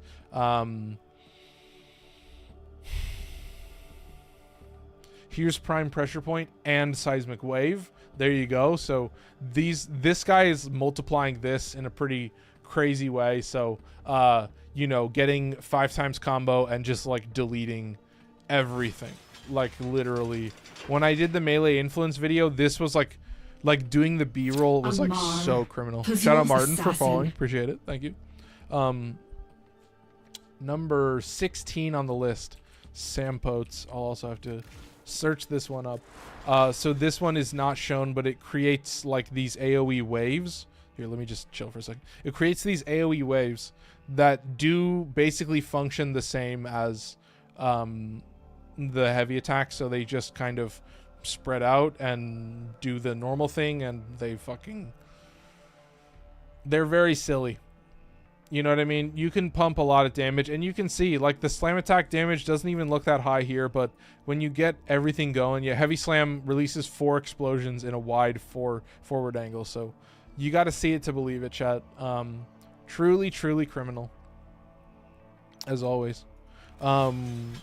But I think we're good. We've got, you know, when you talk about Slamfluence, I guess I mentioned it already at the top, but you know, you get 120% status chance, and then this is 160. So when I cover Arca Titron and you know, any Slamfluence build, like when you see that combo, like just know that you're getting quite a bit of extra status chance on top of what you already have, which is kind of saving you in the end. So number 17 on the list, Anku Incarnon. Feels weird to put it this low. Obviously the unique effect, successful slide attacks grant +3 meter range and inflict slash status effect for all attacks for 6 seconds. So very criminal. You know, I debate putting this higher sometimes. I debate that, but yeah, it does a lot. Like I've thought about putting this above, or like replacing Nami Solo, but Nami Solo's follow through is like very powerful. With melee weapon equipped plus 40% attack speed, that is insanely powerful. With overshields, whatever, fuck off. 20% movement speed. What are the other choices? Heavy attack wind up and combo timer pauses. I might actually take this, actually. I don't really like movement speed is like nice to have, but I would rather just have infinite combo. That's pretty gamer, but status chance, crit chance, status chance, and crit chance only. So it's got pretty low status chance at base, so I'm taking the middle route, and then of course just a swinging influence weapon. So, you know, I do think I'm starting to question that I think this guy may do a zillion damage. What about Reaper Prime? So obviously Reaper Prime is a scythe, but it's just a scythe. So like we have scythes on this list, but all the scythes on this list offer some giga maxed out power. So I do actually think that Anku offers probably an insane amount of single target damage in certain situations. Obviously, like a status limited enemy is a different story, but there are quite a few like mini boss class enemies that will be sorry that you proc this much slash. So definitely important to understand. I didn't realize I've like swiveled my chair and I'm like off center, so I've just apparently swiveled back and forth so much that I'm losing myself, man. But yeah, we're chilling. Yeah, I guess that covers most of it. Like, you know, it's weird to have, you know, a weapon that is probably doing way more single target damage than most of the weapons that are higher than on the list, but the other weapons are still higher for a specific reason that, you know, I think it's not always the main thing. But I think once again, like, this is still the top 20, so if you've got any of these weapons, they'll all be able to present you with this like giga maxed out power in their own unique way, and it'll be up to you to decide, like, oh, you know, well, this one is maybe number 15 on a Mars list, but when I'm using it and I've got this and this buff, and I'm using this frame, and, you know, I'm running these specific missions, then, oh, this weapon is shining more and this weapon is shining more. And that's it's like, you know, when I'm trying to break down these builds, I want to show that, like, these are just opinions, and I want to make sure that I'm talking about why I like it and what power I'm presenting from each weapon. Yeah, Magistar, exactly. Yeah, that's what I mean. Like, Magistar, way higher on the list because, yeah, it's a bonkfluence, but it does so much damage. Like, it does so much damage. So, yeah, it's a great example where Magistar is number 6 on the list, and Anku Incarnon was 17. So, next up on the list is... Pay no attention to the name. It is the Rabvi. The Rabvi with Varji Jai 2. So I'll cover the base stats, but this is making me a little bit faster, I think. Yeah, it's giving me a little bit faster base attack speed. Base stats are going to be 25% crit chance, 14% status. And then once again, still using this only for influence. So just kind of running around, tossing it into a crowd. And once you've got enough enemy density, then you're kind of just dumping away like crazy. So... very powerful setup, but yeah, I kind of put it lower because I know you can get like damage cap numbers out of it, but I'm like, I don't know, man. It's always been at a certain place for me that, like, I understand where its power comes from, but once again, like, all of my lists are very opinionated, and, you know, I hope I do a good enough job of like breaking down why I'm so opinionated about all these weapons. But that's the thing. It's like, in the end, like, I think coming up with your own top 20 list will like show you a lot about yourself, and it's a fun exercise. Like I think everybody would enjoy just like sitting down and being like, what do I think are the top 20 melee weapons in the game, and then rank them in order. Don't just cop out and just like, if you want to do a tier list, make it so that the one on the left is the number one and the one on the right, like put them in rank order, and then each tier is so anyway. But yeah, Quassus Prime, here's a fun one. Here's a fucking weird one. A weapon where I'm spamming the heavy attack because the fucking daggers have force slash procs, and then I can also just use it as a bonk fluence. I've got 90% heavy attack efficiency, obviously, so I can just spam the daggers, but dude, this guy has some fucking crazy damage.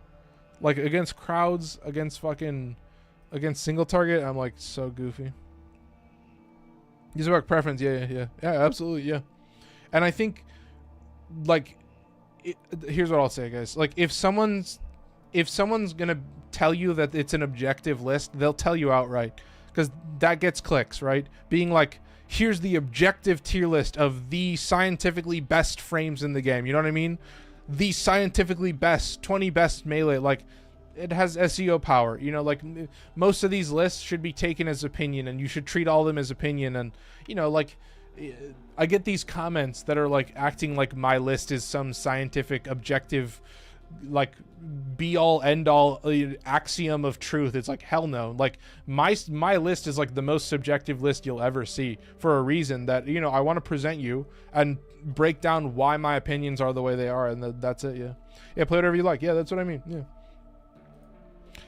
that's the thing, is like the actual people who play Warframe, they don't ever experience this. Like, this is a problem of content creators only. It's just like content creators seeing comments. Like, I guarantee you that every content creator gets comments like that, and that's the only time that it ever actually even gets thought about by anyone. Like, otherwise you don't see this. You're not in region chat. Like, you're not in region chat and people are like flaming you for like playing over. Like, that's like some hive mind, like whack, like that. I feel like that doesn't actually happen. Like, real people who just play Warframe, I feel like they're not seeing the type of like shit that makes me think the way that I do. Like, normal humans like understand that the opinions exist, and that's like the important thing to remember, is like the actual Warframe community. What's your favorite primary?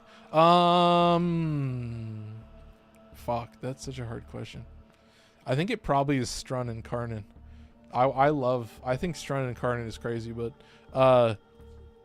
yeah, the Praedos. So this is a Tonfa, so it has some force slash procs, and then it's also just got some bonuses to range, so it's very powerful.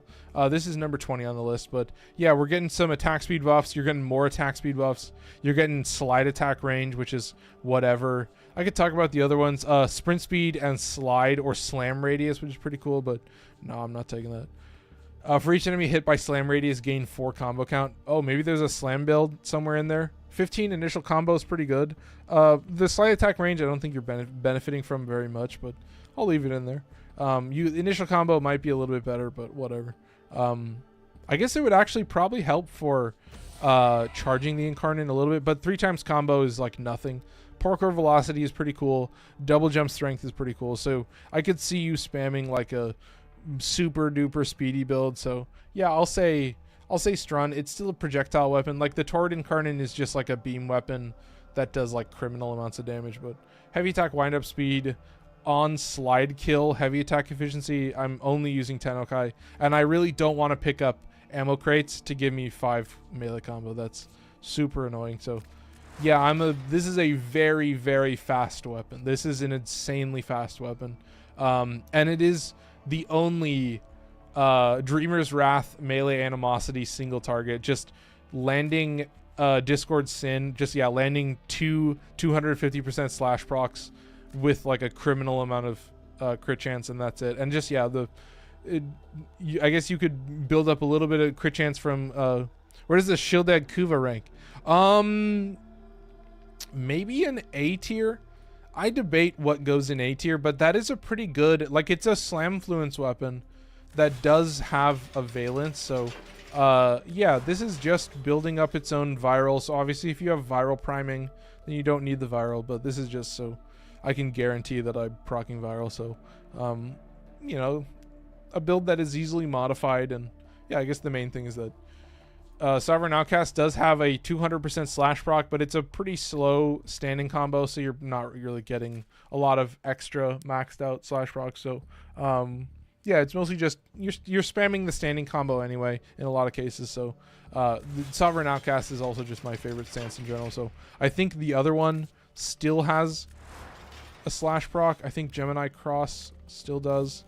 Yeah, it's got a 100 and a 200, so that's pretty good there. But yeah, there's 20 weapons. And now it's time to play Warframe. It's 8:30. Holy shit. I nailed it, chat. I guess it doesn't really matter which weapon I'm using, but I might as well equip a weapon that needs to be ranked up. These guys are here on the list. That's pretty good. I can keep Torxica, I guess, and let's start with Glaive Prime. I guess it's good that I'll use a dual weapon because it'll prevent me from dual wielding. But yeah, playing Warframe at 8:30, and guess what, chat? I get to make full use of my hardware now. No more suffering. No more weak gameplay. This is maxed out. I've adjusted some settings as well, so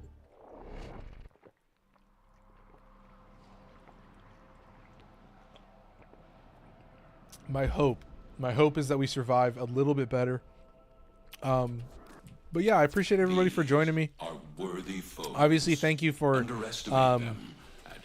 allowing me to yap for quite a while on a Monday. I will say I've definitely been thinking about returning to like some Archimedia on Monday or something like that, and doing that early in the week. I want to see, because I think with this setup now how it is, I should be able to actually play Archimedia properly. So you know, going in a public squad, breaking down, okay, what does their build look like, how are we gonna buff them, how are they gonna buff us, what are we dealing with in terms of missions. Like, I think really an Archimedia guide is done every single week. Like a guide is something you actively learn, and it's something that you'll learn more from like watching multiple Archimedias than you ever could from one single Archimedia, or really anything. Like, I think the point of an Archimedia is that it's so out of this world. Like, for a lot of people in the game, it presents a level of difficulty that requires things in this game that are not conventional or simple, right? Like, you have to just own a shit ton of weapons, right? Number one, it's like Steel Pass Circuits on crack. It's way worse than Steel Pass Circuits, but you know, if you are that type of player like me that just has an insanely high ratio of really, really broken builds, then you can kind of just make any Archimedia work. And I think that's the proof of the randomizer, is that all of these builds are forced to exist in a vacuum because of the way that I play. And so when they're combined together in Archimedia, that means that they still exist. Like, the truths and the powers that they have will just always exist regardless of what frame I have. The fact that I always have the same companion will also standardize some of the buffs that I get from the companion and the beam weapon and stuff like that. So definitely very simple. But I don't know if you guys are catching this. I'm not really talking about the Glaive because there's not really much to talk about. You're starting to see the effectiveness of enemy density. That you're going to notice that a lot with melee influence, where showing it off properly in a gameplay kind of requires you standing around a little bit and letting them group up, and you can kind of land the Glaive in a crowd, and it's going to get way more usability than just kind of dumping towards a few stragglers. So this is what I mean with, like, these weapons definitely are I don't know if last resort is the right word, but it's something that is only necessary and only effectively used when you are, like, fully surrounded by enemies and you're actually in a bad spot and you need to do some crazy DPS. Like, yeah, at every 5-minute mark in a conjunction survival, especially, well, mainly in a conjunction survival Omnia, you're going to have just a shit ton of stuff spawn all at once.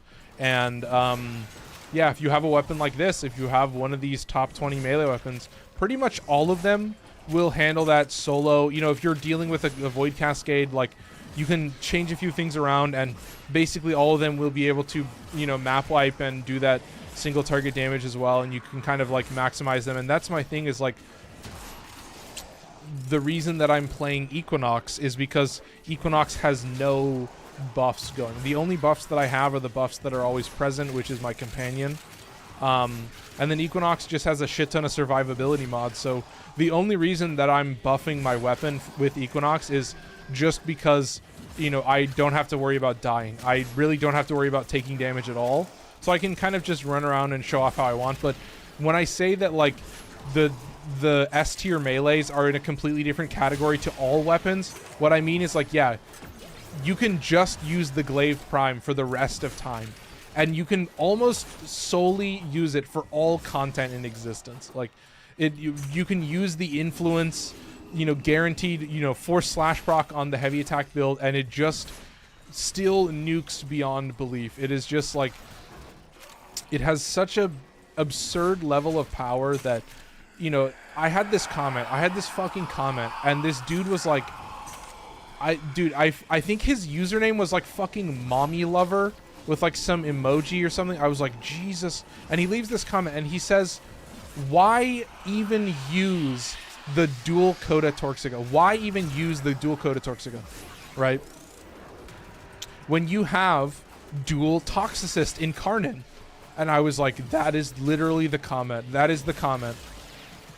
That is the comment that you see, right? Well, there's a stronger weapon out there. Why not use the top 3? Why not use 2 weapons in each class?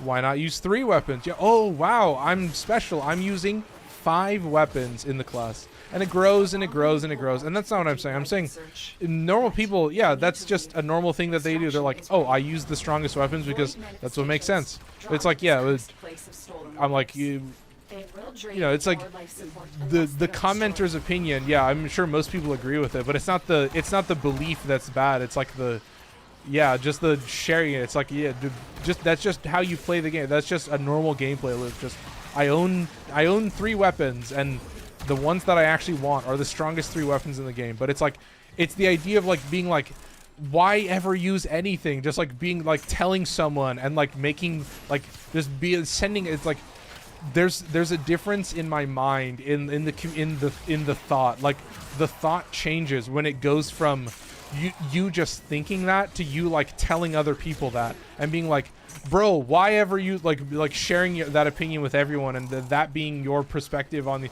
and that, like, that's the comment that I'm leaving. I'm like, oh my god, you guys, like, just play that. You don't have to like tell people to only use dual talk. Just play only dual talk. No one cares.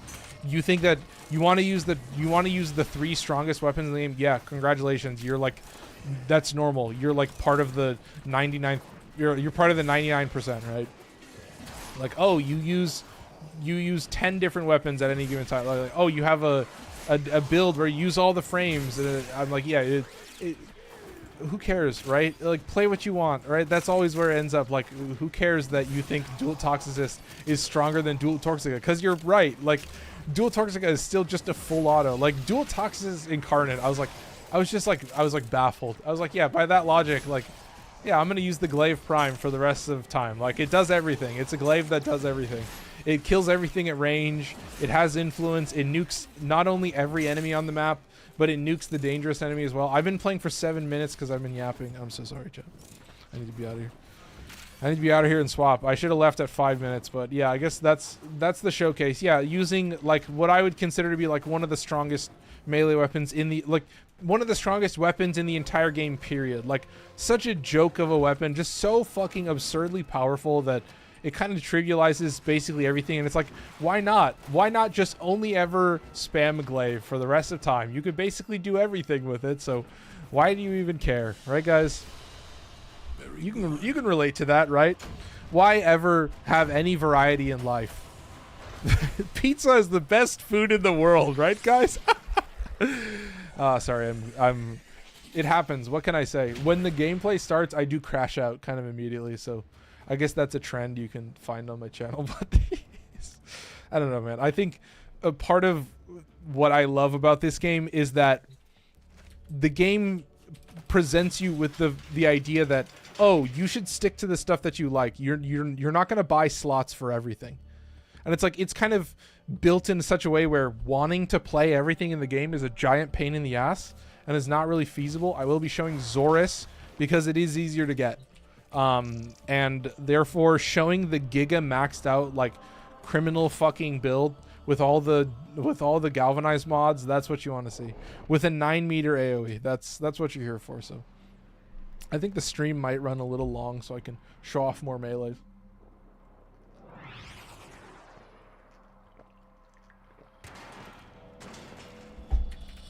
Accept your death. Because I mean, in the end, I hate to really do it to you guys, but the melee tier list is actually just a melee influence tier list, except for I think just Praedos. It is just the melee influence tier list. If there would be no difference, so I hate to do it to you guys. I hate to be that guy, but just the value of influence is kind of just built in.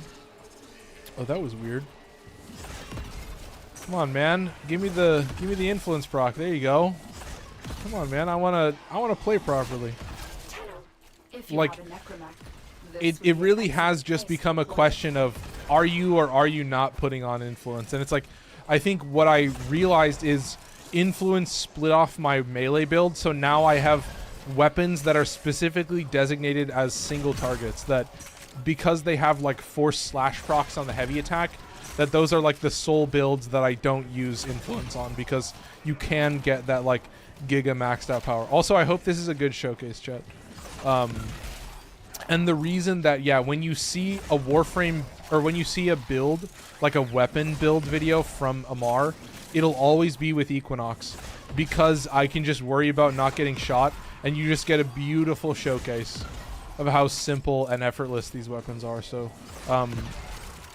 yeah, still has pretty good spawn rates. Like, I'm trying to get quicker at editing gameplay. Just like, you know, with some of these things, what I'm doing is just like hanging around, and sometimes literally what I'll do is I'll just like cut out the moments where I'm not shooting. And so if I don't have enough enemies near me, I just won't shoot, so that I know that, you know, I just cut it out, because it's just me waiting for the spawns to catch up a little bit. So there's some weirdness, you know, like in my dual Coda Toxica video, there's these moments where like the cold spores combine with like some element, some status effect, and like the enemies start bouncing up into the air, and it's just like the dumbest thing you've ever seen. It just looks so stupid. And you know, I also realized that the cold spores do also kind of slow down the spawns a little bit, so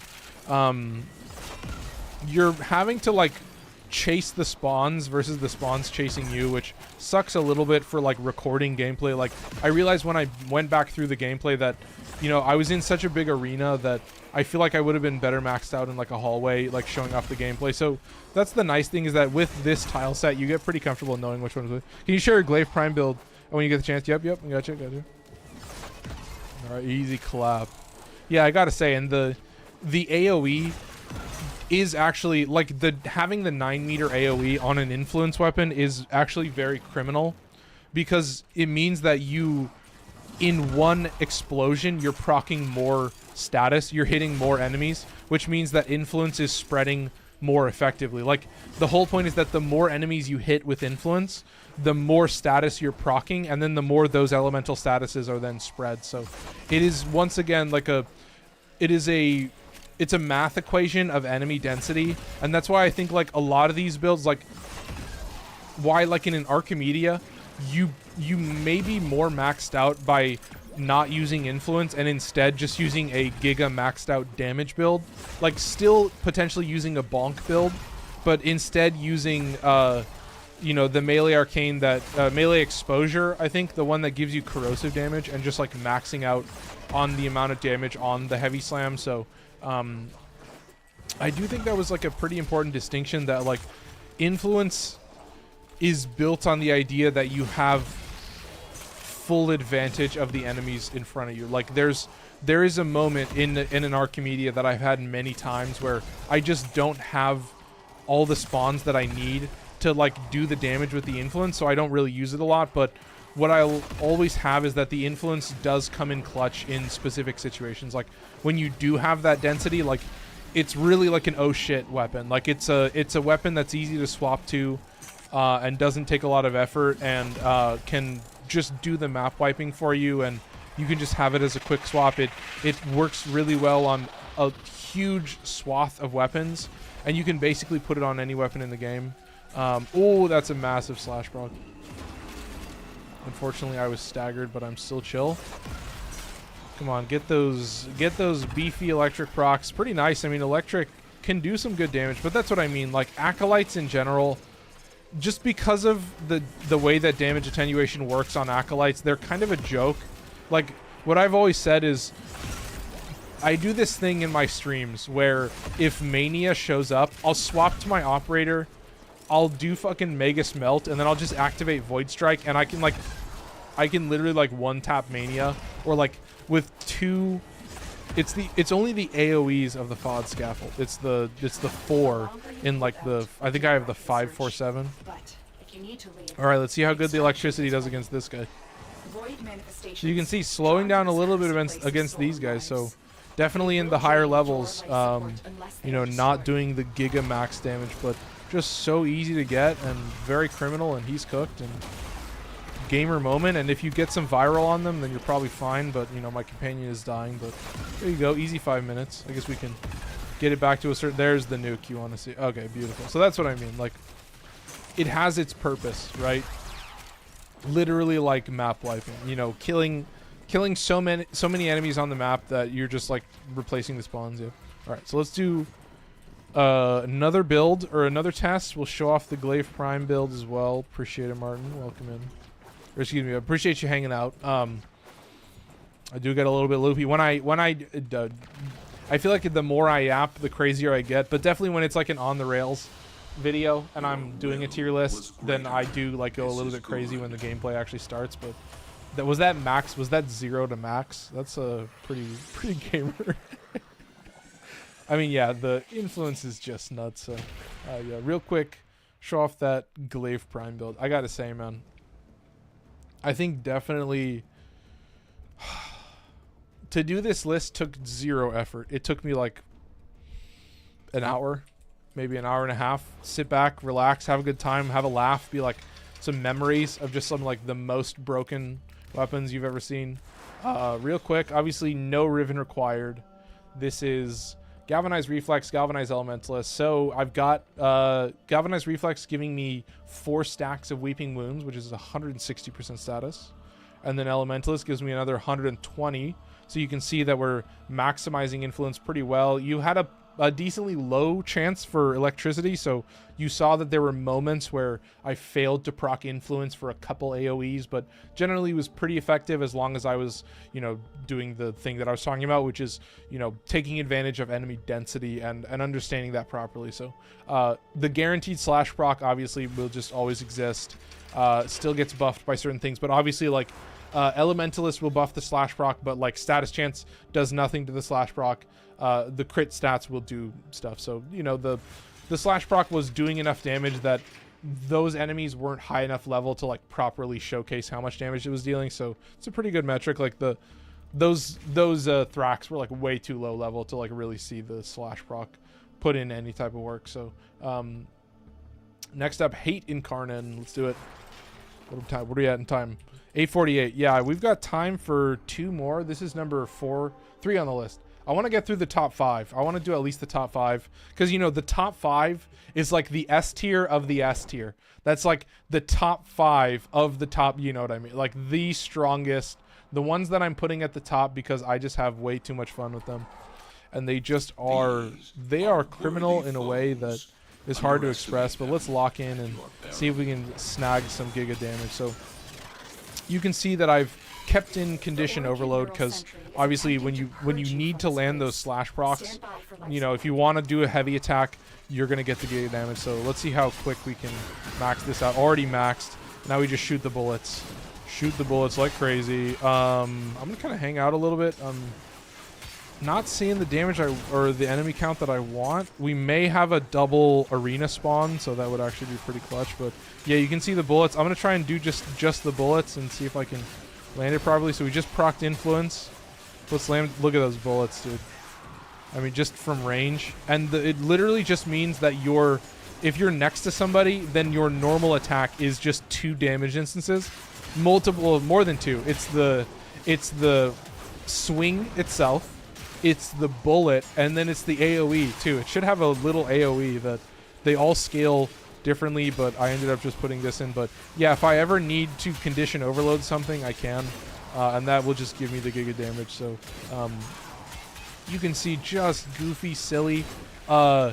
This weapon gets maxed out with attack speed better than anything else. Like, this is so I do actually have like perfect loadouts. I mean, me, the randomizer guy, I do actually keep like, okay, this is my Wisp loadout, or like, yeah, my Valkyr loadout. Yeah, I put Hate Incarnon on this because like you get an insane amount of attack speed buffs, and suddenly you are just fucking criminal. So look at the damage on this is crazy, and the bullets just do so much work, and I just cannot with this weapon. Like, this is the type of power. This is what map wiping means. Is like you are killing enemies so fast and so effectively that you can literally like chase the spawns through the map, and as you wipe, they'll continue from where you were. So, or they'll continue from where you're going to be. So the enemies follow you, and then you follow the enemies, and it's like this back and forth, and it's a little bit nuts. You can see it's a little bit slow as well.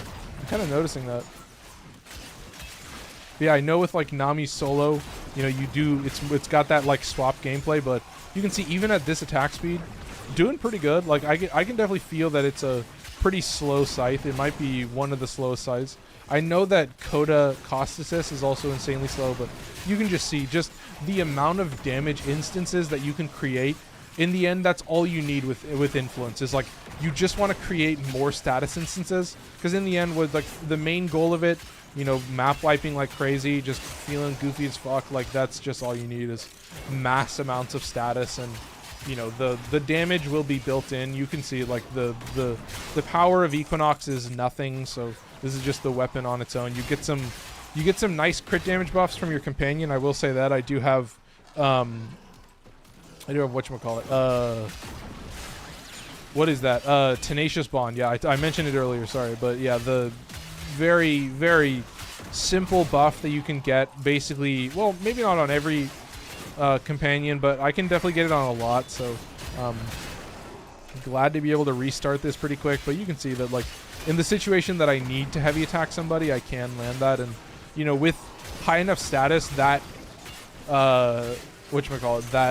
heavy attack, the damage of it, you know, any elemental damage you land, any condition, you can see that you'll land that massive elemental damage on the heavy attack, and that can put in a lot of extra work. So in the end, it's like incentivizing it to be one of the best swinging melee weapons in the entire game. Like, you know, to have glaives at the 1 and 2 spot, like if you're talking about a weapon that just makes you go like, you know, just melee for melee's sake, like this is what you're in for. This is what you want. This is top bag, dude. All right.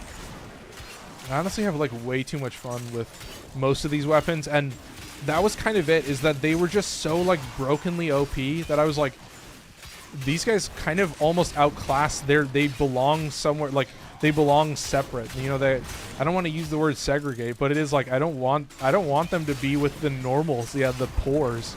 It's like the peasants. Every other melee weapon is like peasant class.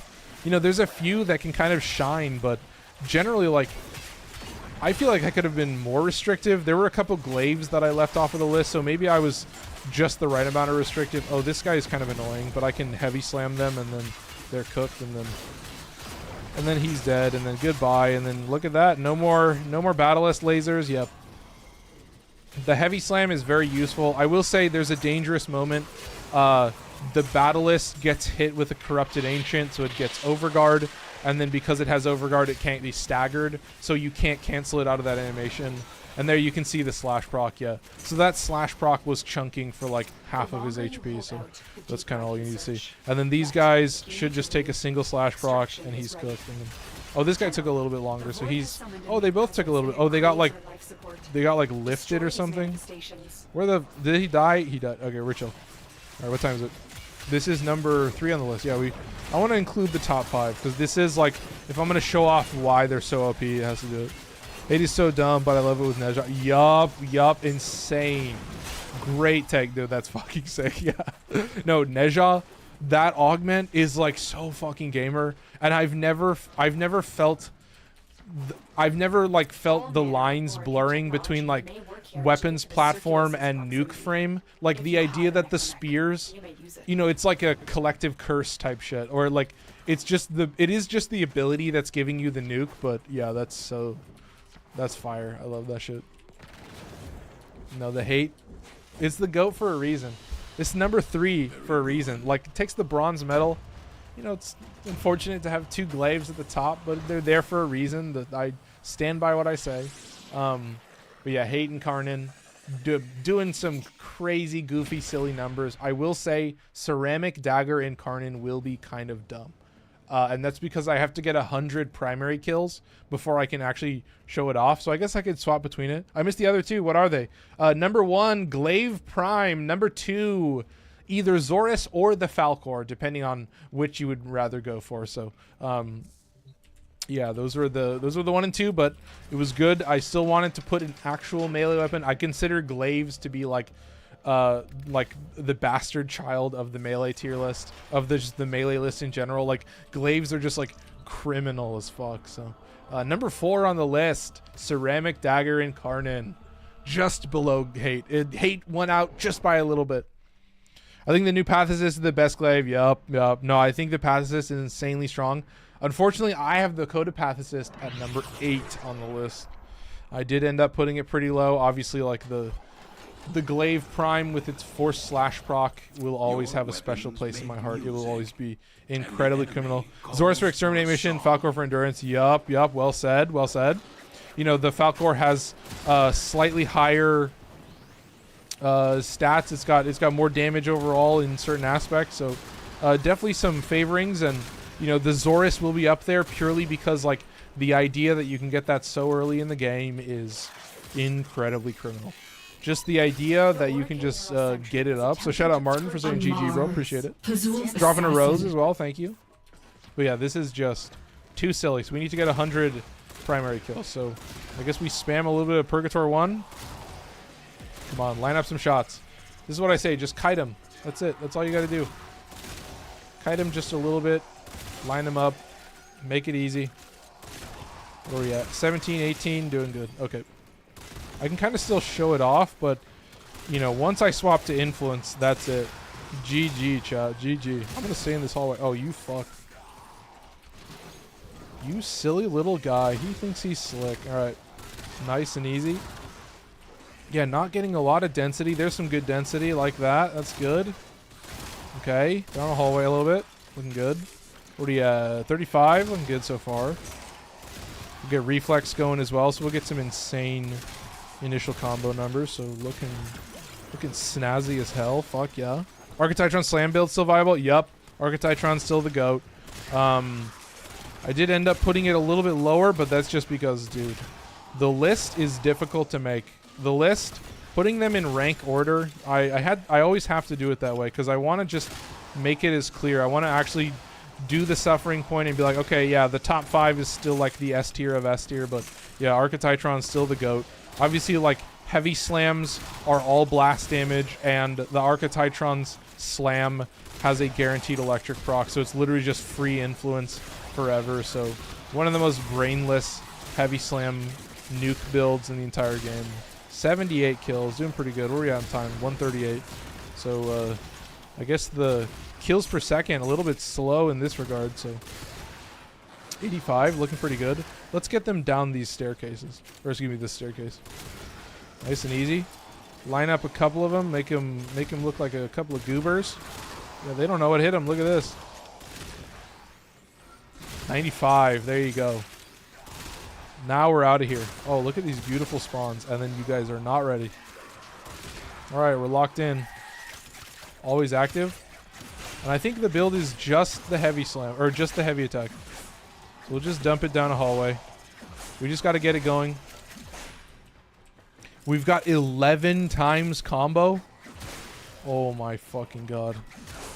Okay, that's pretty gamer. I like that. Yeah, that's definitely more. That's definitely more crit chance from Blood Rush. There you go. Okay, we'll just do it every once in a while. We'll just do it every once in a while. Oh my fucking god, dude. I need to line up some shots a little bit better, apparently. Can I just spam it forever? I don't think I can spam it this quickly. There you go. That's fucking goofy, man. I have to be a little bit close to, like, land it properly. But yeah, that's nuts. I'd be surprised if they weren't. Yeah, the Arca Titron, just, you look at how the weapon is built and you're like, how could this not be the most, like, broken shit in the world? Yeah. I guess maybe level cap, maybe not, but yeah, when I see people talk about when I see people do level cap builds, a lot of the times I see them using influence still as a map wipe. I'm still using it for trash mobs, and so I think it would still serve a pretty similar purpose to, like, the Falcor or the Xoris in, like, a level cap cascade type mission, like, where that stuff, like, is pretty important. Oh, you fuck. There you go. There's a better shot. Come on, man. I'm trying to line it up properly, and these guys are making me look silly. Should I be landing some Tenokai with this shit? Do I have Tenokai mods? I don't think I have Tenokai mods. I don't think I actually put Tenokai mods. I'm glad I didn't keep spamming that, but yeah, I guess you're seeing the status. You're seeing the electric not proc yet, so we're still waiting on the heavy slam, but I think that should probably tap. Yeah, that. Yeah, I just hit him directly in the face, and it does all the things. So yeah, seems pretty basic to me. Oh, do I have to go at a certain distance for it to, like, hit them properly? Oh, interesting. Maybe I'm, like, learning the nuances of Ceramic Dagger and Incarnon live. But I should still be able to. Oh, and I can just walk up to them and actually just heavy attack them in the face. Oh, a double Conculus? Dude, I am fucking... Apparently I'm just a lucky guy. Alright, come on, man. Let's see some influence. Can I just keep it active forever? Just... I guess I don't lose that much combo. Does it build up the combo fast enough? I don't know if it builds it. You guys in chat, you'll have to tell me. But yeah, I'm just going to stand in front of this dude a little bit. Yeah, he's cooked. Because, like, you do still have... Oh, fuck. I keep forgetting I have sling efficiency. Okay, just stand in front of him. Yep, we're chilling. Alright. Nice. Okay, we're out of here. Nice and easy. Yeah, some weirdness for sure. I mean, it's got, like, the heavy attack power, but I think it's definitely got me feeling goofy. I think if I have 90% efficiency, I still get the full combo. I may get, like, one less level, but I think that's fine. I don't think I ever reduce in level. I think I always stay at 10. So we should be chilling. Let's get the fuck out of here. That was quick. Dual Ichor will do better damage for... but Dual Vicus has a massive movement speed buff, which can be very useful for Fuse Crucible. Yup. Oh, Dual Vicus or Dual Ichor, yeah. I think that Dual Vicus is cool because it has innate gas damage, so you can have gas and blast. Even funnier on Zephyr. Yep. Almost missed that. How are you surviving with Equinox? All the survivability mods.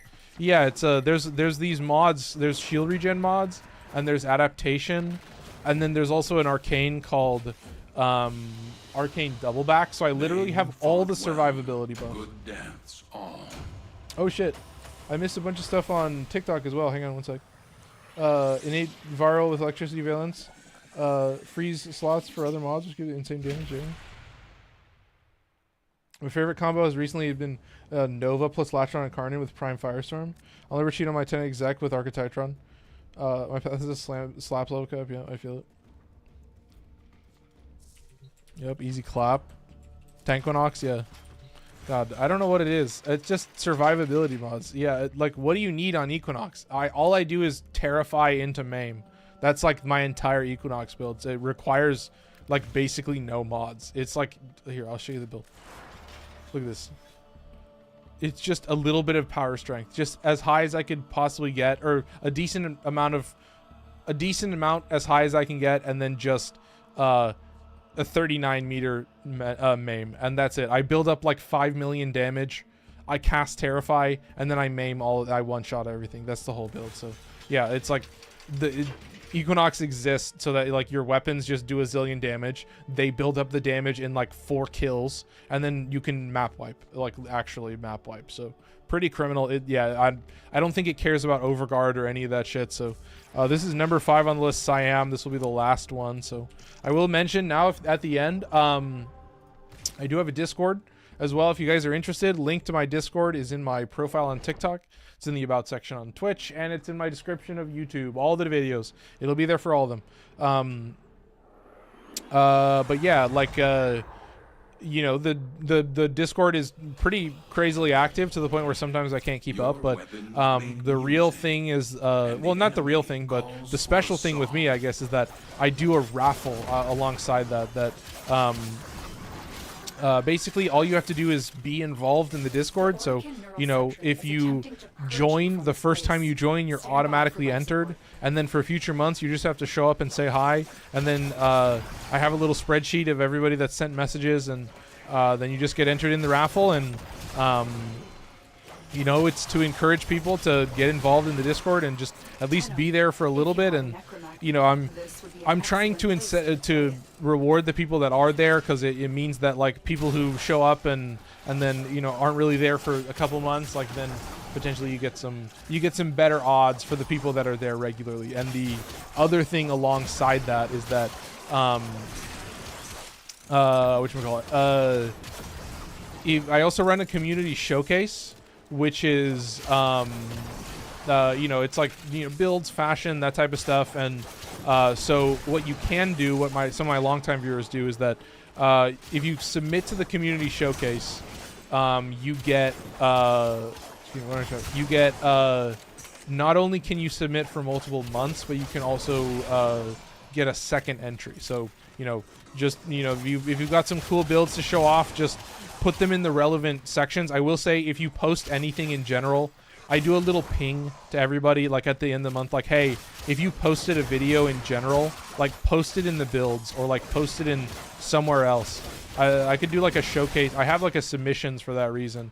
But like, yeah, in the builds tab, somewhere other than general, so I don't have to scrub through general to find it. Like, just repost whatever it is, find it. If you want to get it shown off, make sure it shows up in one of those relevant, somewhere other than general. That's literally it. If you want it to get shown in the community showcase, generally I can find it, as long as it's not in that, because general just will always have a bunch of chats in there. So it's just kind of a pain in the ass sometimes to scroll through it. So it gives me a little bit of grace, and it means that I don't have to go around and like flag everything for you guys. That if you guys do it yourself, you know, that's what I appreciate.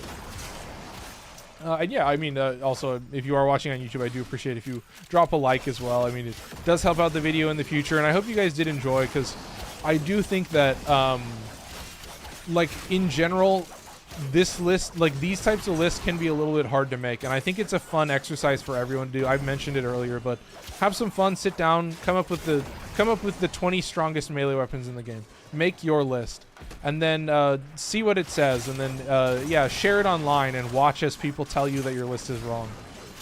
So yeah, if you're ever curious what I'm such a struggle, right guys? My life is so hard, right?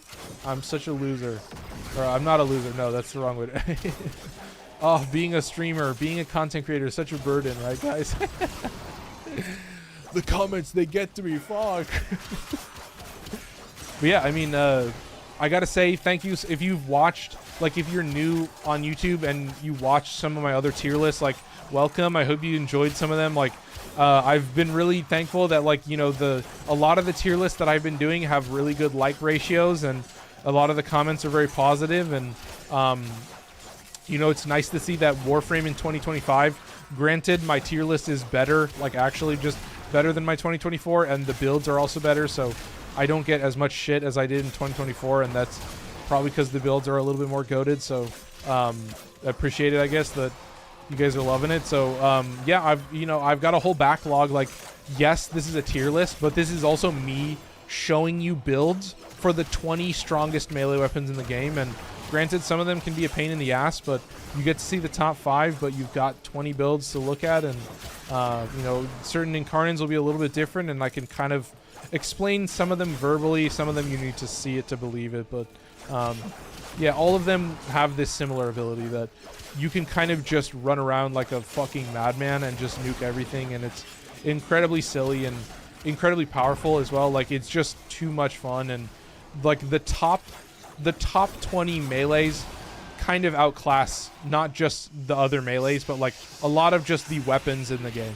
You know, like if I'm talking about like the things that Glaive can do is like as powerful as like many other, like having a full loadout of other weapons, and it can just do all of it on its own. So very, very criminal weapon. So I do love that. Let me see if I can just bonk him. He's dead, and we're chilling, dude. Look at this. All right, nice, effortless, dude. Oh my god, this is just too criminal. I'm very easily just slamming this heavy attack, and I really wish I didn't just burn all that combo, but that's fine. I'm surviving. This is just too much, man. Yeah, I'm definitely, dude, this is so easy to use as like a normal weapon. And obviously, like, you get the standing attack, but I'm not really using the standing attack a lot. Oh, let's see these dudes. Let's try against these dudes. Oh, this guy's cooked. Oh, maybe I need to... Nope, he's good. Okay, there's one and there's two, I think. There's one and there's two. All right, we're chill. All right, well, there you go. Appreciate everybody for stopping by. That's why I do the call-outs a little bit early. But yeah, thank you guys so much for joining me. My favorite part of your tier lists are that you also rank how fun they are. Yeah, no, dude, thank you so much for saying that.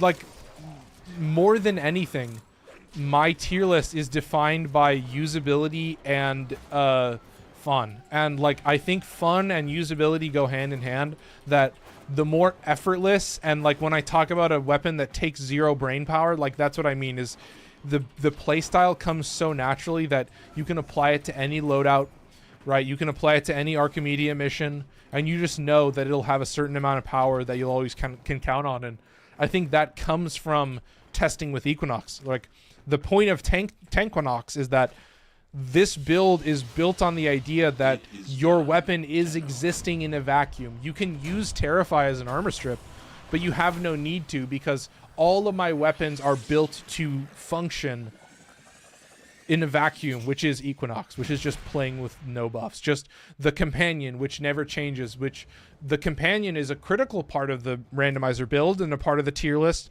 and a part of the test, that the companion is somewhat standardized and offers the same power with every frame, right? It offers the viral and the heat and the magnetic and whatever extra elements you get from the Eximus, right?